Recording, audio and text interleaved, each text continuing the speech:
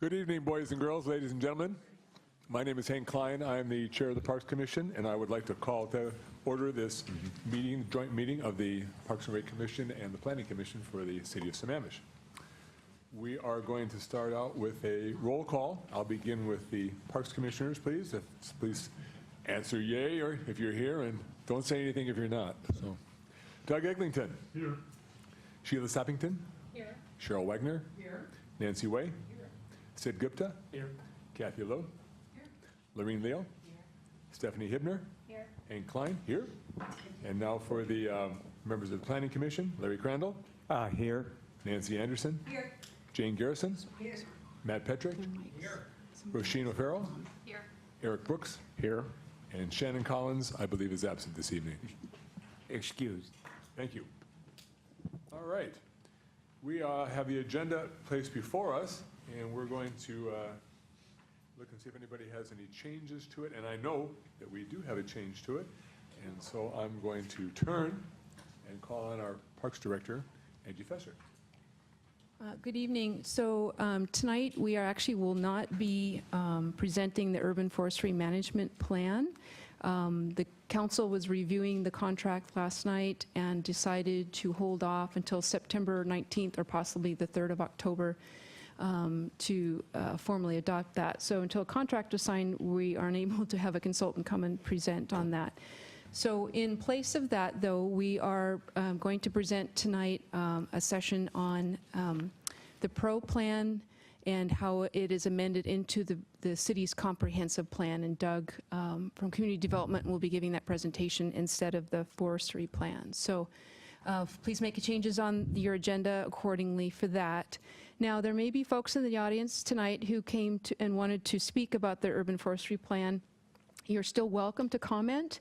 And now that it's a non-agenda item, actually you get to do it at the public comment right after the approval of the agenda. So it actually moved up on the agenda for what that's worth, and we appreciate your patience with that. Kelly, did you want to add anything to that? Yes, I just wanted to reassure everyone that the delay in the contract approval is just for council's directed staff to take a closer look at the scope of work to make sure it's as comprehensive as they hope for and their vision for the urban forest management plan. And so staff and the consultant team are going to do that. And depending on the depth of that work, if it's small adjustment, we'll be back on the 19th. If it's a little bit more encompassing, we'll be back on the 3rd. But that contract is on schedule to go forward. We're just a little delayed. So. Thank you, Kelly. And just one housekeeping tip. I see mics are not turned on right now. There needs to be a green light on your mic. For commissioners, if you wish to speak, you can turn them on now and leave them on. And just remember that this is being recorded tonight, and to please articulate well. No, you can't push the mic away. I saw that. Articulate well into the mic so that both the people in the audience can hear as well as the recording is clear. So just a little housekeeping tip on that. So that's all, Hank. So, okay. Thank you. Great. So what we have done this evening then is delete number 6 on our agenda and taken number 8 to public comment regarding the urban forestry management plan and move that up to number 4 as well. Are there any other concerns or changes, suggested changes to our agenda this evening? If not, is there a motion to approve the agenda as amended? Move approval of the agenda. Thank you, Doug. We have a motion. Is there a second? We have a second. Is there any further discussion? All in favor of approving the amended agenda, please signify by saying aye. Aye. Opposed? Motion carries. All right, we are opening up now to public comment, and this can be about the urban forestry management plan or any other matter that you would like to bring to the attention of the Joint Commissions. Is there anyone who would like to speak? If so, you may come up to the podium. Did we have a sign-in list, or are we just going in it? Okay. So if anybody would like to present public comment, please come up to the podium. We ask you to speak for at most 3 minutes, but let us know your name and address as well, please.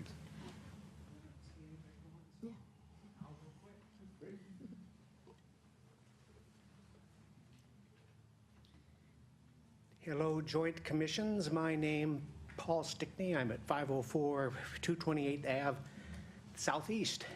And I don't know if any of you happened to see it, but at the Redmond Costco about a couple weeks ago, they had a wonderful paperback book of Lake Sammamish through time. Awesome. And I got a copy, and it's probably illegal to scan it, but I'm happy to give a copy to the city if they'd like to have one. Yeah, I got about 6 or 7 copies.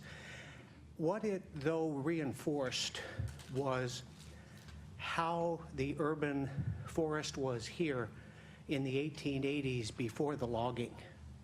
And those trees, or sticks, as Larry Crandall and I say, because I'm a forestry major from the University of Montana, were huge. Which brings me to my urban forestry comment.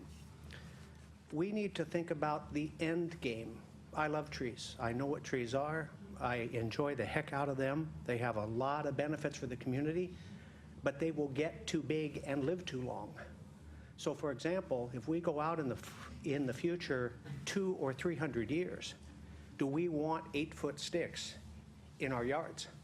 So we have to think about when's the right time to take them down, and in advance of that, when's the time to start adding to them. So I would suggest that our urban forestry plan doesn't just look at a 10 or 20-year picture, it looks at hundreds of years, because these trees will get large, and I love trees. I'd like to keep them. But when you look at some of the size of the sticks that are 800 to 1,000 years old, they just won't fit. So I do think that we have to have a long-range perspective in the urban forestry plan, because none of us are going to be here, but age and time happens.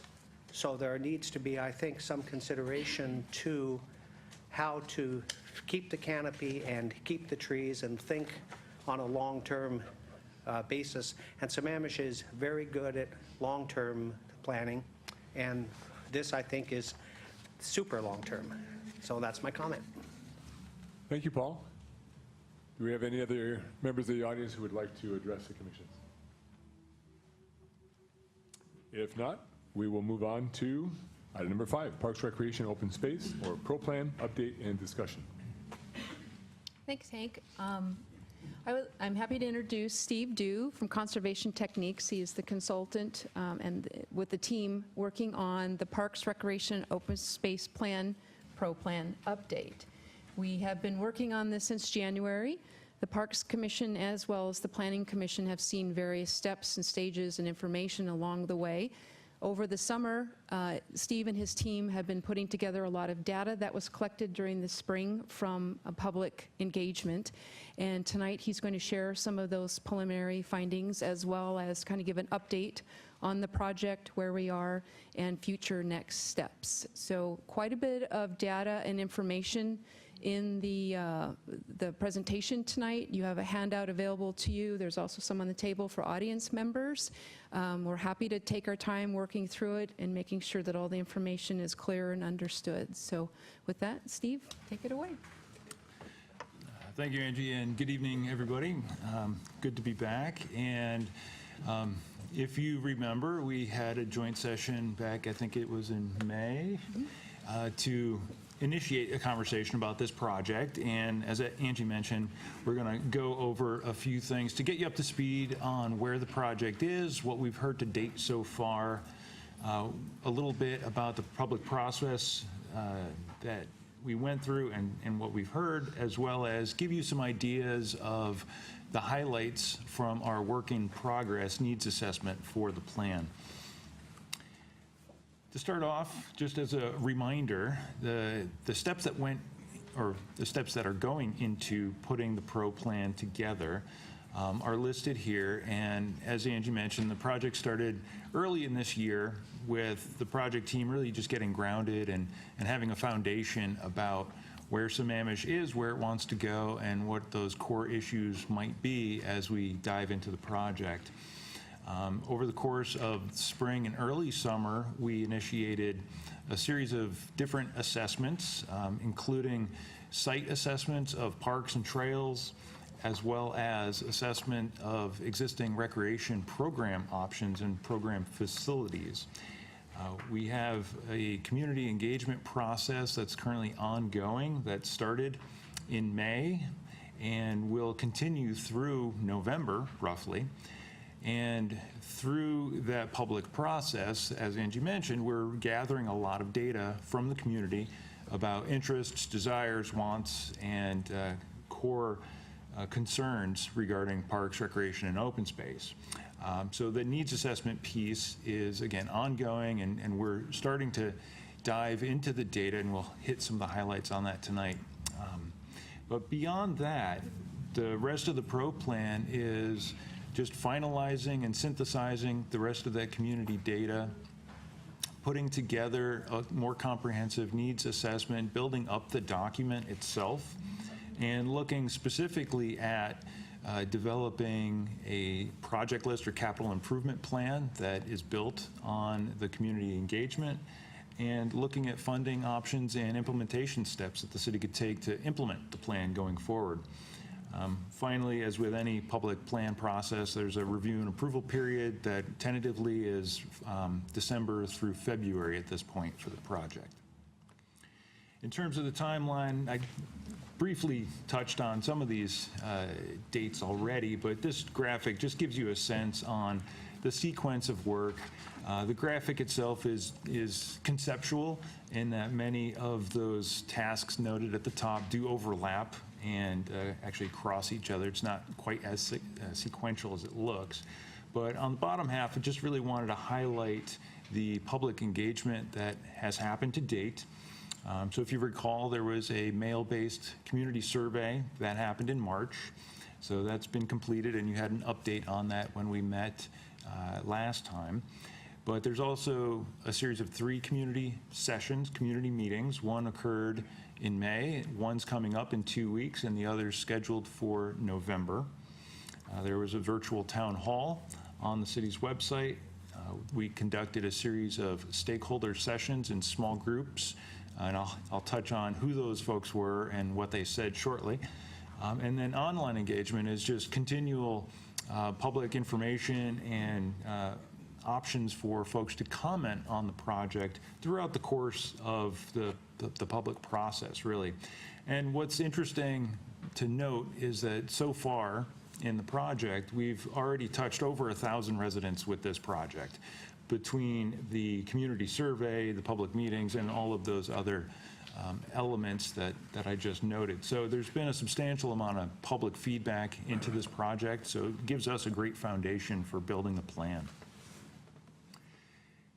As I noted, you already saw the highlights from the survey the last time we talked, but I just wanted to remind everyone and provide some information for the audience about the survey. Basically, it was, again, a mail-based survey, went out to 4,000 randomized addresses across the city in the month of March, and a little more than 850 responses came back, which is substantial. Typically, when you do a mail survey, you're in the 8 to 10% response rate. We're over 20, 22. So again, great for the project, and it bodes well that residents are that engaged with providing feedback about parks, recreation, and land acquisition strategy interests. With regard to parks and open space concerns, about 40% of respondents think there are not enough parks in the city. A little more than half visit parks on a very frequent basis. So you have a strong representation of folks who utilize the parks that you do have, but you also have a substantial plurality saying we need more, which is a good direction. And in terms of those parks that are frequently visited, I'm sure these are the same ones that you visit, but Pine Lake, Beaver Lake, and Sammamish Commons were at the top of the list. There was a virtual town hall posted on the city's website. About 142 responses came back from that. And it's good that the responses were from residents from all across the city, not just localized in one particular area or another. But the demographics did tend to trend a little older than the general survey. And in terms of some key responses, there were a couple core questions. One was about what are those 5 big picture priorities that you see in need of for Sammamish? And folks were provided a list that they could then rank, and here's the end list in rank order, and almost 40% said, again, buying land for the future is a core issue. So it's interesting that 40% of the folks who took the mail survey said buy more land, or there needs to be more parks, and about the same number are saying it in the virtual town hall too. So that consistency bodes well, again, for the project and giving clear direction to the project team. Another question asked about ranking opportunities for the future, and trails came out at the top of this list, with 25% of respondents saying trails were the most important item, followed by open space and waterfront recreation, wildlife viewing, and picnic areas. So again, this data is very consistent with that from the mail survey. We held an open house meeting back in late May, and with the turnout that we had, we were able to have small group table discussions around a series of questions, and those tables really worked as small groups to brainstorm and come up with their own ideas and interests that they wanted to put forward. So this is really a way to summarize what we heard from those small group sessions.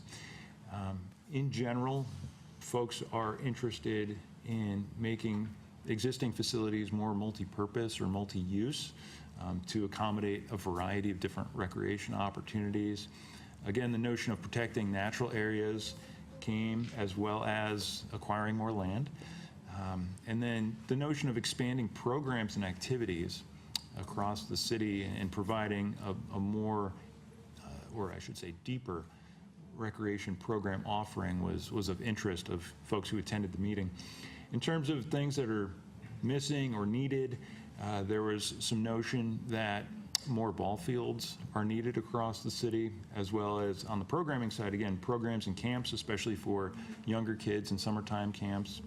And there were some comments about access to parks and programs via transit and other public means.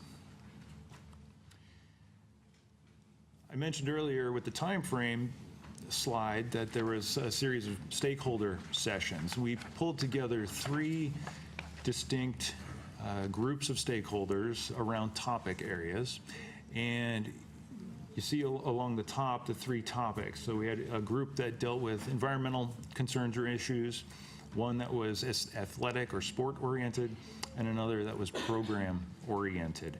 So you can see who we invited and who participated, and in the lower half, the high-level summaries of their core interests.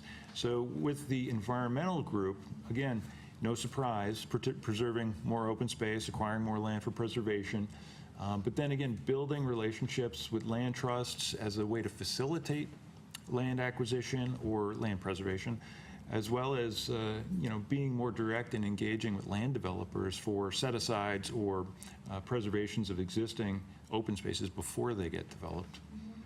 From the athletic group, strong interest in needing more sport fields and improving the quality of the existing fields, and potentially converting some existing fields to all-weather turf to accommodate longer seasons, longer evening play, and all-weather play, and improving coordination among the various organizations that are involved in sports across the city. On the programming side, it was mostly about increasing the diversity of program offerings, again, consistent with the virtual town hall and the survey results. So all of these data points are really well aligned. One other task that we did, aside from public process, was doing the park and trail inventory and site assessments. So this is where we had our registered landscape architects out in the field looking at each individual park site for needs to improve or upgrade, existing facilities, opportunities for design enhancements, paying attention to things like ADA access, transitions, and the like. And overall, the quality of Sammamish's parks is really great. You've got very good quality of existing parks, and these photos are just the photos that our landscape architect took. These aren't like high-quality photography photos, so you can see that this looks really nice. This is just a random day in the city. So again, you should be proud of the parks that you have access to. In general, there were a few minor issues related to ADA compliance and access to different types of amenities like picnic tables and picnic benches across different parks. And there's a noted need to improve wayfinding or signage to allow folks to know where they are, where they want to go, and how things connect. So that's really the high-level summary from what we saw in the field, but all in all, the city's in a great position on its existing facilities. So thinking about what we've heard as a project team from the public, from the survey, the virtual town hall, the stakeholder discussions, and our physical site assessments, tried to summarize those into some core themes. One of the core themes is basically take care of what you have. And this is one where Sammamish is really no different than a lot of other jurisdictions where we conduct work. Typically, folks are much more keen on paying attention to taking care of what you have, making sure you have high quality facilities and amenities before you buy more, add more, build more. And this theme really relates to that. So upgrading and improving existing parks, addressing those ADA and other compliance issues that we noted from our site assessments. There was some interest in survey data that suggests there needs to be more drinking fountains and other amenities such as picnic tables and shelters, which I'll touch on the next slide. But again, the wayfinding and signage piece is just a way to enhance what you have. And again, just some minor repairs and renovations to your existing facilities, such as the top right picture is a tennis court that's got some cracking. It's not critical right now, but over time it may worsen. So paying attention to that, sealing it, and resurfacing it in about 5 years will be something the city will need to pay attention to. And in the photo in the bottom left, just for reference, when we talk ADA compliance, there's some guidelines that are provided, actually standards now at the federal level, that say when you have outdoor recreation amenities, certain percentages of those amenities need to be accessible to all for universal access. So in this particular case, this table is not officially accessible because it doesn't have a hard surface leading to that concrete pad that it sits in, and there's no space for a wheelchair to sit at the table as well. So while this is just one photo that we took of many, it does represent that some of the tables and other amenities that are in the existing parks will require some minor renovations to get them up to ADA compliance. Another core theme is really just expanding opportunities. So from the survey and from other data points, we heard a lot about interests in wanting more things in the park system, one of which is the need for ball field space for the existing youth and adult programs that operate in and around the area. And I'll come back to the need for ball fields more specifically a little bit later in the presentation.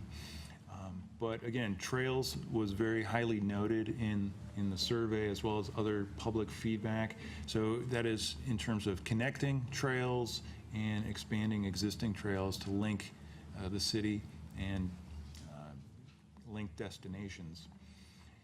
We've already talked about the need for land acquisitions, and the land acquisition strategy fits well with what we've heard so far on the PRO plan.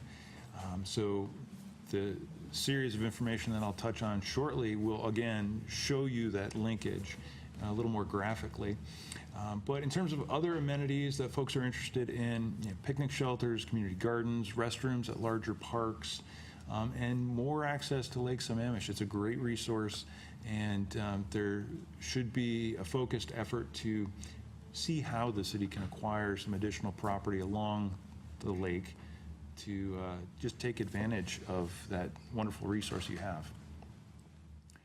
Another core theme, protecting nature and access to it. So again, land acquisition, focusing potentially on stream corridors and fish and wildlife environs, and paying attention to tree canopy. And again, that relates back to the urban forestry management plan that is pending. So all of these things link together. So that really just summarizes kind of the data points we've heard to date in a very high level. And next, I want to walk you through a series of maps that we've put together just to show you how we think about access to parks. Because when it comes to park planning, there's a lot of different ways to look at it. One is you look at the programs, you look at what you've got in place and the amenities that you can offer. But another way to look at it is how well distributed are those parks across the city, and are there any gaps? So do folks need to travel very far to get to a park, or are they all relatively accessible in distance? So I'm going to walk you through a series of maps to help illustrate how we think about that proximity issue, so that park access and distribution piece. So the maps will go in series, so they'll build on each other. And this one really is just showing existing parks and open spaces. And again, I want to show you the way in which we think through it in terms of getting to an understanding of distribution as well as gaps. So with the existing park system, you also have in Sammamish a large quantity of private homeowner association, private tracks, or private parks. And these are represented on the map. So if I go back before and after, you can see there's a substantial acreage set aside for private open spaces. Most of those are open space tracks, usually set aside because they're treed hillsides or treed ravines or wetlands. But there's a dark red at the, you can see, I don't have a pointer, but there's a very dark red and kind of small dark red dots. Those represent the HOA private parks. So different than kind of that muddy green color, which is the open space tracks. So in park planning, the old school approach really was to draw some circles on a map to represent who has access and who doesn't. So these circles simply are just to show you what that means. So these are half-mile radius circles. So the idea is that folks who live within the circle live within a half-mile of the parks that are circled. But the problem with the notion of drawing circles on a map is that it's not really based in reality, because people don't have wings and because people sometimes have to travel circuitous routes to get to a park entry. So the circles on a map is a nice approach, but it's not really representative of what exists on the ground. So in some cases, imagine a rectangular park that has two sides that abut private property, and you don't have a public access. So two sides of that park really are cut off from the folks who live on those two sides, and they have to take a longer route. With computer mapping the way it is now, we have access to being a little more robust and be a little bit more realistic on how we approach this. So for those same spots that I had circled, we basically took pins and dropped them on a map, much like you would with your phone, and say, I want to go to this destination. You put the pin on the map and you say that pin represents an actual legitimate park entry. So it's either a formal park access or it's a street frontage that is open where people can enter into the park along a series of points along that frontage. Then from those points on the map, we say travel on the road network a certain distance. And in this case, we said travel a quarter mile and a half mile. And a half mile really represents like a 10-minute walk, just to give you a sense on how far a half mile is. And then we connected the dots, in essence. So there's two colors there, a darker kind of reddish and a more pale reddish. The darker red represents a quarter-mile walkshed, and the lighter color is a half-mile walkshed. So if I go back to the circles, you can see, especially on eBright, that only half of the site is accessible because the west side doesn't have access directly to the road network. So again, if I go back and forth, you can kind of see how the graphics shift a little bit. So we use the same process to add in the HOA private parks. So again, we looked at quarter-mile, half-mile radiuses from the various parks, just by way of being overly detailed. Small pocket parks, like those that are under a half acre or have really limited amenities, were limited to a quarter mile. And those that were larger and had more amenities were a half mile, consistent with the city's neighborhood parks. So with the homeowner association parks, because they're private, we also put boundaries around them. So for each of the HOA areas, we draw boundaries to the HOA, to the extent of the HOA, and then trimmed the line work. So those who live within the HOA have access to the HOA private park. Those who don't live within the HOA are, in essence, in white areas on the map. And then we start to combine these maps with everything else, and it gets really fuzzy really fast, but it's interesting. In here, I'm showing the community parks, which are the larger parks that the city has.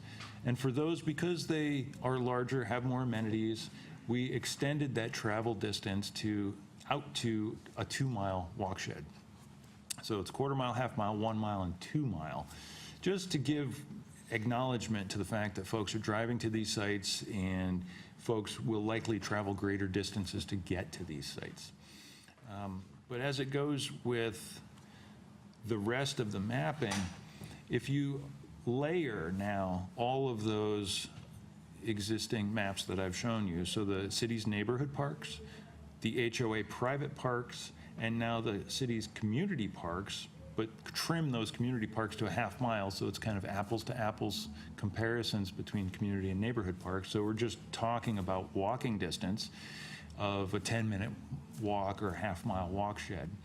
This is what the city looks like in terms of distribution of parks and who has good access and who needs better access. So in essence, the areas that are white represent areas of the city that folks have to travel more than a half mile to get to a park. So that then translates into thinking about gaps that may exist in the city for land acquisition strategy and target areas for future acquisitions. But we also have to recognize that certain areas of the city have significant environmental constraints too. So we've added that just to provide a little bit more data. So whether it's steep slopes, landslide hazards, erosion control, wetlands, that's represented in those gray areas, and you can see that some of them follow the ravines, some of them follow the hill line, but it really gives a much more clear picture on those, let's say, upland areas that are not environmentally sensitive but are also gap areas. So it gives us that tool to be more strategic about looking at acquisition targets as it relates, again, to the land acquisition strategy. So one other piece I want to talk about with regard to kind of the park and open space side of the PRO plan is that with regard to levels of service. So in kind of the park planning world, there's different ways to calculate different things. Much like in transportation planning, you've got levels of service having to do with congestion and road delays, et cetera. On the park side, you have different ways of approaching it as well. So the city currently has a methodology in its park impact fee that utilizes an investment per capita model. So that basically says you do some math to count up the valuation of all of your park amenities and parkland and come to a final dollar figure, divide it by your population, and that's what you get as a per capita investment. And that then, for the park impact fee, is the basis for setting the PIF rate. So on the investment per capita, it's currently a little over $81 per person in terms of that, again, investment in the park system. And as we did some research, we looked at the National Recreation and Park Association, that's the NRPA. They have a database that we have access to, and just, again, a point of data is that the city's current investment per capita is a little bit below the median that's reported in NRPA for communities of similar population density. Doesn't mean it's good or bad, it's just, again, a data point at this point. So another way to look at levels of service is with regard to geographic equity, and that relates to the maps I just showed you. Who has access, who doesn't, what's that distance that people have to travel to get to parks? And using the series of maps I just showed, we've tentatively drawn a few circles on a map, and it's not formal at this point, but we can envision the need for roughly 8 more neighborhood parks and 1 more community park across the city over the course of the next 10 years to meet current gaps as well as for projected growth in the city. And then a third way to look at it is in acres per capita. So it's a traditional numeric that says how many acres of parkland do you have per 1,000 people or per capita. So looking at today's park system, the city currently has 4.4 acres of parkland for every 1,000 people. And while park standards are by no means standardized across jurisdictions or there are no real national guidelines anymore, again, it's a data point that's interesting because if we use that 4.4 acres per 1,000 data point of what you have today and just jump forward in time to the projected population that is for 2035, the numbers that come out of that calculation suggest that you need a little bit more than 60 acres of parkland to meet the future population. Comparing that to the bullet point above where we estimated the numbers of parks just based on distribution, they're very well aligned. And I say that because typically a community park is around 20, 25 acres, maybe a little bigger if you can get it. The neighborhood parks are generally 3 to 4 acres. And if you do the math between 8 neighborhood parks and 1 community park, it's pretty close to 60 acres. So it's just providing our project team that internal check of consistency that we might be on track, but we still need to work through a lot of this data and potential recommendations with staff and with the commission going forward. I just wanted to offer some insights as to what we've seen so far on the park side. Now I'm going to transition to the program side of the PRO plan because there is an R in PRO. And the recreation piece is one that was a little underplayed in the 2012 plan, and it's one that staff really wants the project team to focus more intently on in the development of this PRO plan. So we have on our project team a specialist in recreation programming, and he recently provided his initial assessment of existing programs and insights into some suggestions going forward. I'm going to highlight that for you. Just for frame of reference, the city does a lot of special events, and you probably know that because you probably go to many of them. But 67 special events over last year, and we're still working on numbers for this year, but that's a lot of events. And that's really the core area that the city focuses on with regard to recreation programming. It is strictly special events. And the city's approach has been to have other organizations be the primary providers of most services related to recreation programming. So whether it's the Boys and Girls Club or the YMCA or the youth leagues or private enterprise that is providing programming, the city isn't the driver in the seat, so to speak, for recreation programming. The city, because it's not the primary driver of recreation, has a relatively low staff level for recreation right now. And that staffing is more geared toward making those special events come true and function well. But if the city wanted to grow recreation programming going forward, it's pretty clear that additional staffing will be needed. On the right-hand side is a very basic graphic, just to give you a sense of who's providing what sorts of recreation programs across the city. You can see there, the city has special events, and that's it. And I just wanted to point that out one more time. But they do a great job with events. The events are well attended and well loved, but it's really the core focus of city staff right now. Other organizations are providing the bulk of recreation programs offered across the city.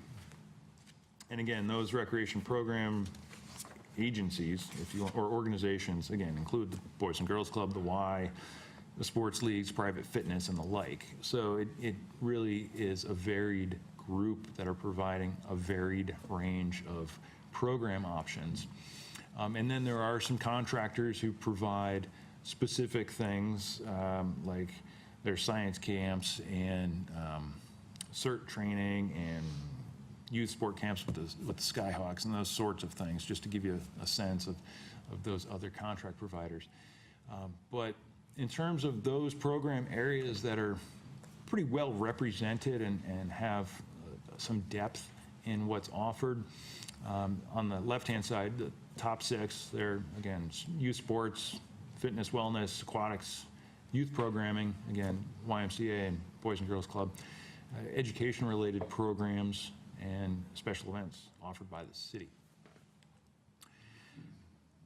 Going forward with this planning process, we'll want to look specifically at some recommendations about those program areas that have, right now, minimal activities that are also those sorts of things that are of interest by the public in terms of what we heard from the community survey and other outreach. So those things include adult sports, general interest, which could be classes on language and arts, special needs, as well as senior activities and programs.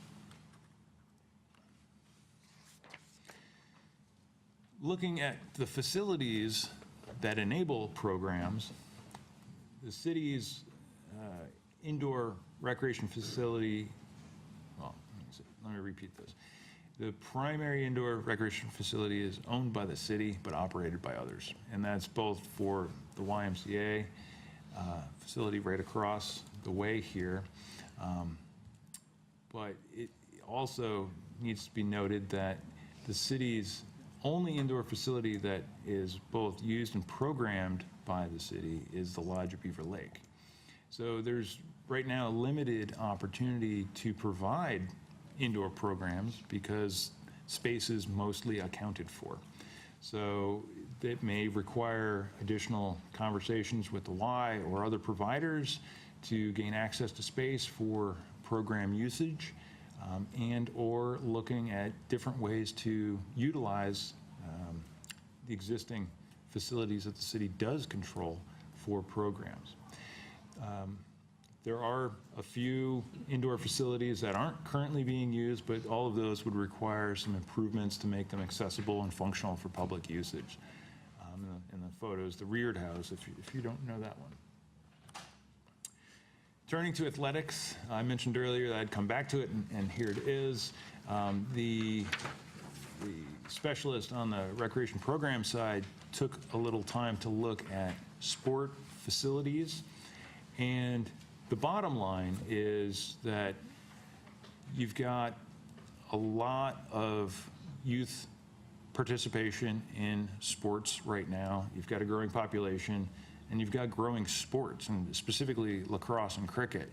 So the existing facilities that you do have, and there are a number, and you've got high-quality ones that also have all-weather turf, but simply there aren't enough fields to accommodate either the existing need or the projected need going forward, again, given population growth or growth in different youth programs. So that's the bottom line on the sports piece, is more fields will be needed going forward. So as I noted earlier, when I went through the mapping exercise and talked about levels of service and suggested the potential for another community park, that community park hopefully would have some flat space that's dry and upland that could be utilized for some additional sport fields. So that's kind of how this marries with that. So that really kind of wraps up the data that I wanted to throw at you and all the detail. And I just want to give you an idea of where we go from here. So in 2 weeks, on the 20th, we'll be doing a community open house, or more like a tabling session at the farmer's market right outside. So be sure to tell your neighbors, feel free to come by after you grab a snack or pick up some tomatoes and give some feedback on the plan. But going forward, we'll also continue to work with the commission, both at the staff level and as a project team, to get feedback and direction on the plan. And specifically for the parks commissioners, one thing that I think I would appreciate in the next few weeks, if it's doable, and I'll turn to Angie to clarify, but if you can take a look back at the 2012 plan, specifically looking at the goals and objectives section, and let me know through Angie if those are still on task, or if you see the need for major edits or updates to those goals and policies. That's one piece that we haven't really focused our efforts on yet, and I'd really appreciate your feedback on what you've got right now before we dive too deep into some suggestions on how you might want to write those going forward. So a little homework assignment for you. In terms of compiling the rest of the pro plan document, we're looking at late October through mid-November really to pull the document itself together and then get into the review and approval process with the commissions, with City Council, the Planning Commission, in that December through February timeframe. And the goal is to have the plan finalized by City Council and approved before the end of February to meet state grant guideline deadlines. So I think that's it. With that, I'll take questions or ask Angie if I missed anything. So any questions about the information that was printed? There's quite a bit to go through. There's no doubt about that. We also have, a couple of weeks if you have comments or questions that, you process some of this information, you can channel that through me and I'll get that to Steve as well. But we'd like to entertain any questions or comments you have this evening. Cheryl? Yes, Cheryl. Yes. Question, when you were looking at walkable pathways to parks, were you looking at whether they were safe pathways or? No, we did not distinguish. We were simply looking at the road network and the existing trails network for access, not defining whether it was safe or passable. Because some places can only be accessed by walking on the road, I think. Mm-hmm. Good point. Without a sidewalk. Mm-hmm. Good point. We can refine that as well. So another key piece too, if you recall, the non-motorized plan was kind of broken into two pieces this year, and non-motorized trails and connections between parks was rolled into the pro plan, and then kind of the city's right of way, so anything involved with streets was broken into the transportation master plan. So this is a really key essential point where we have to communicate really clearly with the transportation master plan to make sure that, so that's a perfect example when we're talking about walkability to a park. There may not be a sidewalk there may not even be a decent shoulder there. So that's something that we're going to work on as staff very clearly to relate this to the Transportation Master Plan, to identify those areas, to say that, hey, you know, we have some concerns about the right-of-way there. We have a community park that on the whole eastern side, it's not really a safe passage to walk to it. So this is another great data source, though, for us to work with the master plan for transportation. Lorraine? Okay. When you talked with people, did you get a sense that they preferred larger parks to smaller parks? They want larger parks with more amenities to, say, a smaller park? Trying to remember the survey, and I believe, I'll have to double check, but I believe there was greater interest in community parks than neighborhood parks. But again, I'll have to double check that. Thanks. Jane? My sense is, I like this, I love those maps and the walking distances. I thought that was very interesting. But on the Planning Commission, we have seen some beautiful mapping that's been done of natural systems in Sammamish, drainage ways that are just all over the place. They snake all the way through the city and down all the side slopes off the plateau.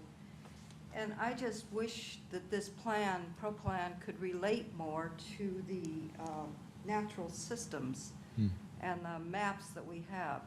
There's beautiful contour mapping as well, and I don't see that very much here, so I would like to push for that. Okay, thank you. Nancy? I'm just noticing this system planning needs, really succinct forecast about what we're going to need in terms of acreage. That was really helpful. I'm wondering if we can get some sort of suggestion like that with regard to athletics. Athletic facilities or, Athletic needs. okay, so quantifying some, Quantify. I mean, even if we just compare us to a community like us, you know, how many acres of ball fields does a community like Redmond have versus Sammamish? Or, I'm trying to think of a small town in California, like compared to Sammamish. You know, just sort of some sort of forecast so we can be more specific Sure. about what kind of athletic facility needs we have. Yeah, Is that good point. possible? Yeah, it is possible, and we can add that information in. the other piece of that, though, is to remember, even though you can compare size and like cities, our demographics are a little different. So we have a third of our population is under the age of 18. So in doing that, I think we need to make note of that we compare ourselves to cities who have a similar demographic to make sure that's a little more comparable. Excellent point. Two questions. One, in terms of the athletics fields, is that also looking at the shared athletics field that we use with the partner with the school? Yes. Okay. And is there any way we could, I don't know whether you pulled that out in the data? Like I how didn't many- call it out in the presentation, no. But the data we have from our project team member includes that information. That would be helpful, I think, going on, for at least for me in the Park Commission. And that'll be elaborated in the pro plan itself, the document itself. Will obviously will detail out. This is kind of a high view of the data that came out. So Another question, in terms of the recreational side, what is the status of the Boys and Girls Club now? thanks, Steve. That's a staff question. So the Boys and Girls facility is owned by the city, and currently contracts with the Boys and Girls Club to provide a teen center, basically. The Boys and Girls Club is proposing kind of a change in usage, shifting towards before and after school care. That has not been necessarily approved yet by the council, and that is actually on the study session agenda for next Tuesday to go in front of the council. So there will be some discussion about that next Tuesday. Question regarding that, and I don't know whether this is the time to do it or not, but there have been some thought perhaps using that site as a place where you could also do some senior programming. Would that exclude that? That's kind of getting to the detail, but if you're using that facility for pre and before and after school, then during the day, that facility would be open for, senior programming. Currently, it is open for senior program or adult programming during the mornings, because of it as a teen center during the school year, during school hours, obviously there's not a lot of activity there. They do programming for different activities other than teens during the day. So it is being used in that capacity, and I know that they're starting some senior-based programs there right now. The Parks Commission meeting, actually later, we'll have some discussions regarding some programming, changes in programming for seniors in our community. So we'll have some more information in the next meeting, after this, the 6:30 meeting. I had a quick question about the facilities that aren't being utilized for any space, for anything right now. You mentioned the Reared House. What are the other two? I barely hearing you, but you're asking for the 3 facilities? What Right. are the other two? So the house at Big Rock Park A, which is kind of back in the trees, you don't really see it from the street there. And the other is the amenity at Big Rock Park B. Yeah, and amenity that is not open to the public at this time. Perhaps somewhat related to that, the city owns the Central Washington University, the former Mars Hill. Mars Hill. Yeah. And to what extent is program, and now that, the contracts have been signed, they're beginning to open up, I have understood that there may be opportunities for some community programming to go on there as well. Yeah. So my question was, would there be major improvements needed there? Is it possible to use the facility as it exists? What possibilities might be there? Right. So Central Washington University does lease the entire facility. We'll be talking about this at the 6:30 meeting. The Y has an agreement with Central to use kind of the gym area. And Dave Mayer will be talking about the proposed programming that's going to happen in that space. Yeah. So the YMCA will be providing those programs. Great. And then I had another question about when you were saying that we need 62 more acres of additional parks in the future. Was that including the Y property near Pine Lake Middle School, which, as I understand it, the city is going to acquire or has acquired and possibly develop some way? And also, does it include the final portion of Big Rock Park that will eventually be transferred to the city at some point in the future? So the first part of that question, the 7 acres, I believe, was included in the inventory because the city does lease that land right now. We don't own it. Right. Okay. That's to be determined. There was some discussion about some types of facilities going into there, and we have a requirement by June of 2018 to have a development plan talking about what could be built in there.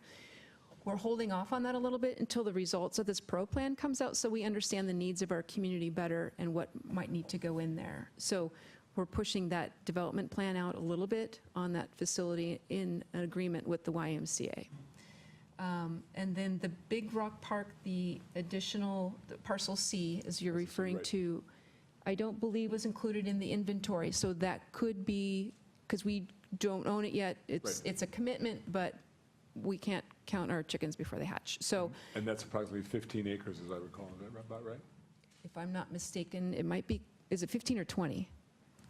The parcel C. It's between 15 or 20. I think it might be 20. Okay, Yeah. So could be a third of that. great. Yeah. Thank you. Excuse me, I had a question I hope can be fun, but it might stump you, so I don't need the answer right now. It's a riddle.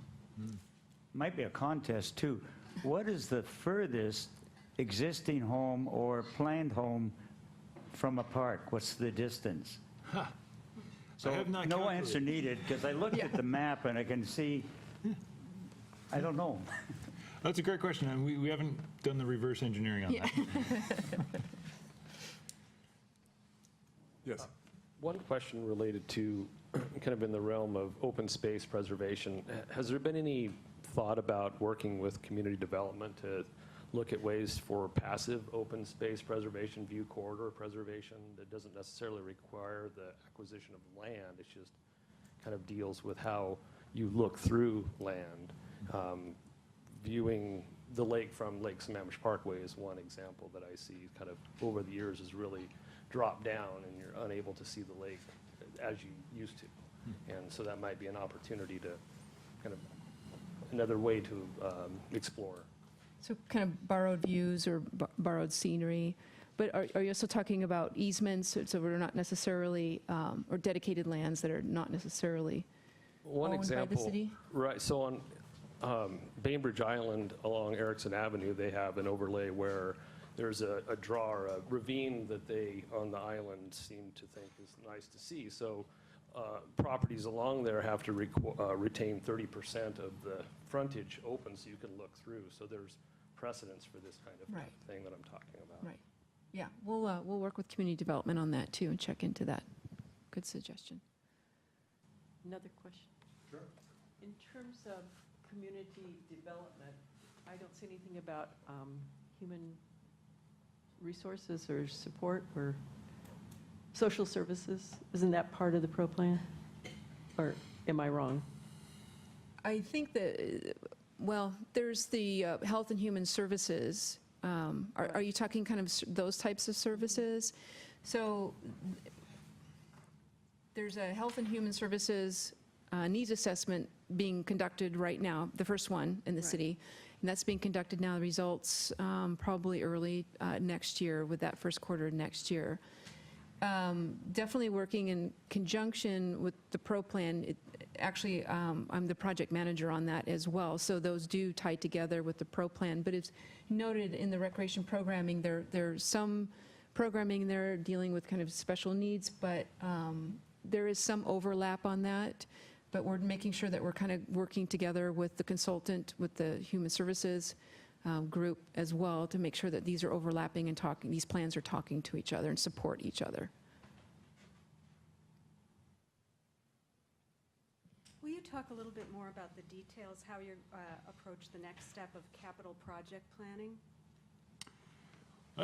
It's a great question, and it's something that is a bit of an accretion process. So we'll start with what we know based on what was in the 2012 existing plan, what's in the existing updated capital improvements plan and city budget. So we'll use existing information as a springboard to revise and update the new list.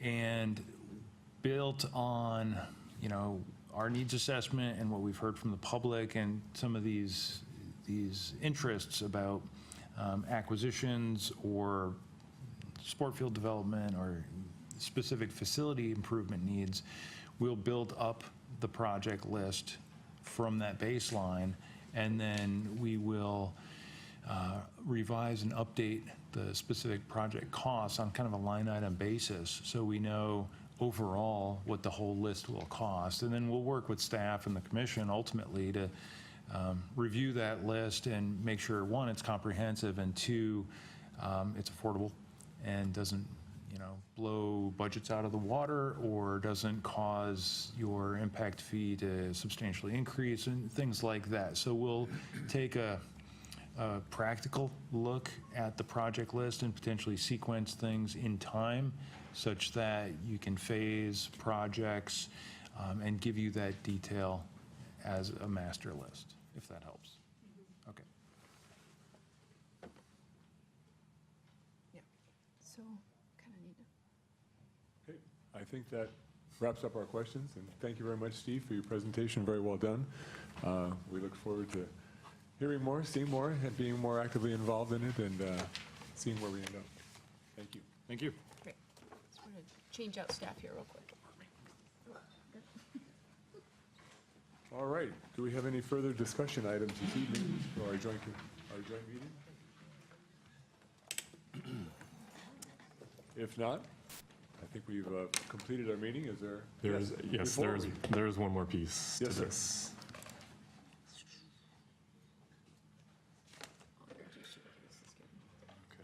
So this is the kind of the replacement agenda item. This is, we're going to do a quick overview of the comp plan and how the pro plan ties into the comp plan, supports that. And because this is a new pro plan, there will have to be a comprehensive plan amendment to tie those two pieces together next year after this is adopted. So we wanted to do a quick kind of intro, pro plan, comp plan 101 for you guys tonight. And Doug's going to do that for us real quick here. Thank you, Angie. As Angie mentioned, my name is Doug McIntyre. I'm a planner with the Department of Community Development, and I'm kind of the relief pitcher for the night on this item. And I've also been told there's like 1.5 minutes, so I skipped a couple slides. Okay. No. But the purpose for this part of the presentation is to kind of build off of the really great work that Steve Dew and his team, in conjunction with our department, or our Parks Department, have done with the pro plan, is to give you a sense of kind of the planning side of it. I'll use the air quotes, the kind of legal framework. So being with the Department of Community Development, we are the ones who develop and implement and kind of are the keepers of the comprehensive plan. And what the comprehensive plan is I'll show this graphic, actually this will help you a little bit better. It's our broad vision for how the city will grow over a defined planning period, and that planning period is 20 years. Our last comprehensive plan was updated in 2015. And so it's a couple years old, and as Angie mentioned, we do what is called an annual amendment to this. We take applications from a variety of members of the public as well as internal city departments to amend the comp plan once per year. And again, as Angie alluded to, the pro plan, as that is amended and adopted, may drive an annual amendment to the comprehensive plan. So this graphic shows you, again, kind of we have the broad comprehensive plan, and then within that comprehensive plan is the parks element. And the parks element ties really closely via goals and policies to the pro plan. And going back, so every comprehensive plan is required to have a parks element. And again, the parks element talks about a variety of items, including acquisition of park space and recreation programs, the whole gamut.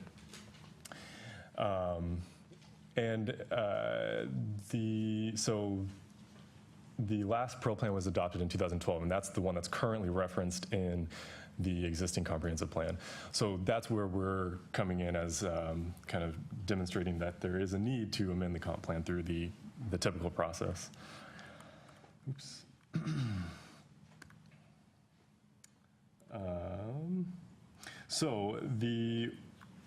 Sorry, again, I'm skipping. The way to do that is through a two-step process, and the 2 steps is a pretty common element of an annual amendment. It's, again, this is kind of the statewide legal framework. And the first part of that 2-step process is what we call the docket process. It's really, think about it as like a filter. So we collect all these applications throughout the year, and then we present them to Planning Commission, and then Planning Commission reviews them and recommends a docket to the City Council. And the City Council, for whatever reason they want, can say, yes, this proposal is worthy of further consideration. And then at that point, it is considered to be docketed.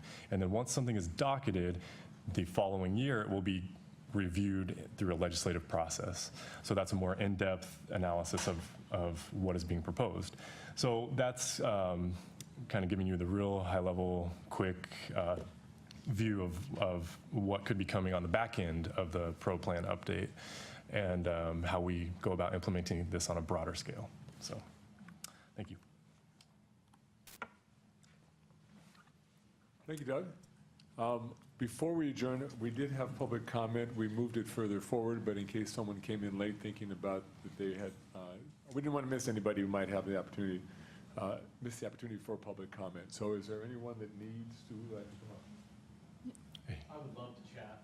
Okay, we're going to give you 3 minutes, and you can state your name and address it. Yes, sir. Thank you. Good evening. My name is Nick Need. I'm the vice president for a company called Ichijo USA, a developer in the beautiful city of Sammamish. Also reside in this wonderful city. So very pleased to be participating in the overall development and growth of this community. Here to chat very briefly this evening about overview of my experience working in city of Sammamish and specifically the town center. Has anybody driven along 228th recently? Seen a new townhome community on the right in between Skyline? Yep, that's called Southeast Village Town Center Townhomes. I believe a great success story of the Sammamish Town Center. Overall, brief summary, project started back in 2015. Working with the city staff has been an amazing experience. Very collaborative effort rather than more of like a regulatory, shove it down your throat type of mentality. So we're working towards a common goal that, foresees the vision of what the intent behind the code was. So overall, very good experience. Project again started 2015, year and a half construction. And right now we're actually approaching our first closings. In the month of this month, we'll actually close our first 5 homes, one of those being an affordable unit. The project mix, there's 75 units, 18 total buildings, 13 live-work units, which allow small businesses to enter into this community. And part of that, there's 7 affordable units as well. There's been a huge interest with the community. As we all see, the housing prices skyrocket. Townhomes follow right along suit. We launched sales in May of this year, and so in the last 2.5 months, we've received over 50 offers, and we have 18 contracts mutually signed. And the affordable housing list is just as lengthy. We've got over 25 qualified applicants through the ARCH program that are looking at moving into this region. However, with all that, there are some trials and tribulations to share, hopefully that can sink in with the Planning Commission. One of those is the affordable housing. I personally and professionally am a 100% believer in providing affordable housing for the community. It's a vast need as we see the housing prices skyrocket. Vast majority of the population can't afford the housing prices in Sammamish. Simple math. So through this program, we work with the Regional Coalition of Housing, the ARCH program, that pre-qualifies buyers to purchase these units. However, I personally have seen and am seeing a slight misuse of this program, and the people or the demographic in which we would like to be moving in to diversify our population are not the people that are ultimately ending up with these homes. Unfortunately, ARCH doesn't pre-qualify the lending program for these buyers, and so the qualified buyers of the diversity that we are looking for, the people cannot get appropriate lending. So what we're finding is actually people who are purchasing homes are paying cash outright, 0 loans, and once they close, the first question out of their mouth is, how soon can I flip this and make a profit, which is not the intent of the affordable housing program. So I encourage you to look for potentially an internal qualification process or work through ARCH to better qualify applicants, because it is a very time-consuming process on the builder and the developer, as we are having to weed through the first home that we sold. Took 10 applicants to find one that could actually physically qualify and close on the property. I'm sure if you discuss with any builders, this is not a uncommon topic, and I'd be happy to discuss at length at this, but many builders are against this, probably because similar experiences, and we're also selling them at a major loss, on average over $150,000 loss, which again is not a concern of mine. Mine is a concern of actually providing appropriate housing, but again, believe that is potentially being abused in the current codes that are set up. I'll leave you with a parting comment. I also would encourage a green building initiative. Sammamish is an amazing community full of innovative, wonderful people, but lacks a green building initiative that could be accomplished in a variety of ways of increased housing density, decreased fees, expedited permitting process. But it's a shame that builders like myself who strive for advancing energy code, energy efficient housing don't get that opportunity to showcase our systems. Thank you. Thank you, Nick. Any further public comment at this time? If not, I will entertain a motion to adjourn this meeting. We have a motion. Is there a second? Any further discussion? If not, all in favor of adjourning meeting, please signify by saying aye. Aye. Opposed? Before you do the gavel, I think we should thank staff for the appreciation for what they did for us tonight, getting us fed and keeping us pretty well on time. And I'm going to make a unilateral executive statement.